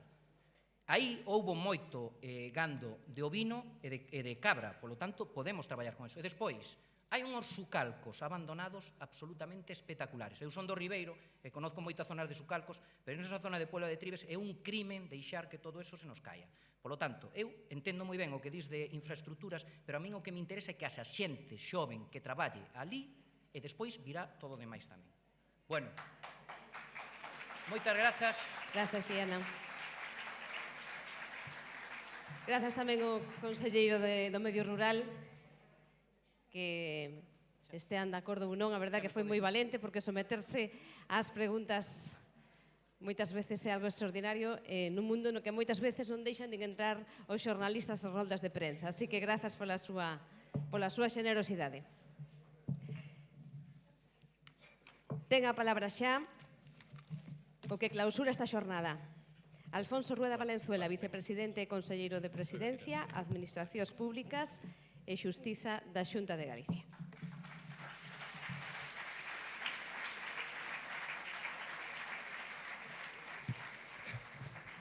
Bueno, moi boas tardes. Eu estaba viñendo de Vigo. Bueno, vou falar pouco porque, sabedes, tedes sorte. Vai ser unha clausura moi corta porque teño a voz como a teño. Por tanto, vou decir un par de cousas nada máis. A primeira, que veño con moita presión, porque viña de Vigo, me estaban chamando, me decía, tes que apurar que o Consello de Medio Rural se lle están acabando as ideas. E eu xa sabía que non era verdad. O que non ten é tempo para executar todas as que ten. E chegando aquí, sabín que estaba pois nese turno de preguntas que abriu, pois abrindo un debate moi interesante. Creo que é o que hai que facer estas jornadas para o que teñen que valer para isto. Para isto e tamén para recoñecer o Día da Muller Rural, que eu pensaba que levamos máis anos celebrando, pero só se leva celebrando 11 anos. Que tanto como decir que só levamos 11 anos recoñecendo o que foi así toda a vida. Porque a ver que é o rural galego sin as mulleres. Eu xa sei que hoxe aquí é o sitio para decilo, pero hai que decirlo en outros moitos sitios. A vos non porque xa o sabedes, pero a moita xente que sigue pensando que o traballo no rural ou o traballo no mar é unha cuestión, un traballo de homes, hai que dicirlle que o que é un traballo unha cuestión de capacidades. E o que temos que facer as administracións é intentar, e a ver se somos capaces de conseguirlo dunha vez, que queda moito traballo por facer todavía, poñer as condicións para que todo o mundo parte en igualdade. E o que teña unha idea para desenvolver no rural, ou a que teña unha idea que o poida facer. E que se esa cuestión da habilidade de cada un, das ganas de traballar, da capacidade, da sorte, de toda esa combinación, que coñecedes moito mellor que a min, pero nada máis que deso. E que non pensemos que hai cousas que teñen que facer os homes e cousas que teñen que facer as mulleres. Hai cousas que teñen que facer que se sexa capaz de facelo. E este rural noso galego, que tanto como dicir como historia de Galicia, que se explica con esa labor calada de tantas mulleres, que en condicións moi difíciles aguantastes o tipo, cando faltaban os homes ou cando os homes non tiñamos a capacidade para facer as cousas que vos facíades. E ben que se sepa tamén que sodes parte desa historia, as que estiveron durante tantos séculos, as que estades agora e as que tiñan que vir despois, que veñen mulleres moi novas con moita forza. Eu xa digo que, como Xunta de Galicia, que non me toca falar, pero non me todas as administracións, si somos capaces de poñer as condicións para iso, para que cada un que teña unha idea sexa capaz de facela no rural, que tanta falta fai vir con ideas novas. Somos capaces de seguir conseguindo que cada vez haya máis mulleres con poder de decisión cando hai que decidir sobre o medio rural. En todo, pero estamos falando do medio rural. Si somos capaces de daros a visibilidade que ás veces falta para que se saiba o que estades facendo do que sodes capaces.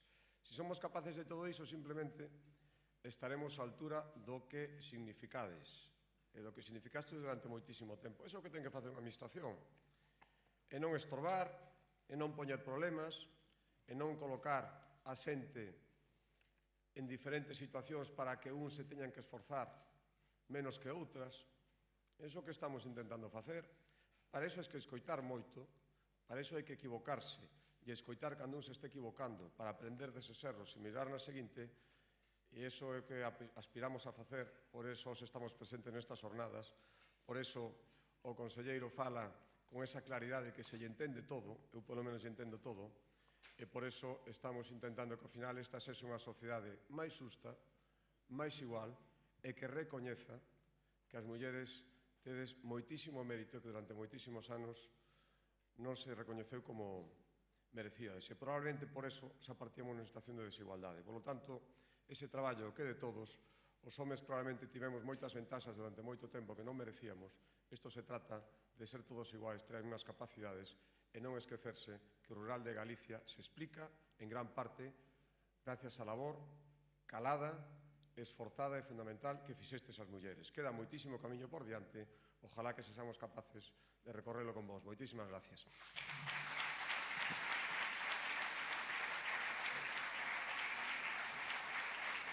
Grazas, vicepresidente e conselleiro de Presidencia, Alfonso Rueda.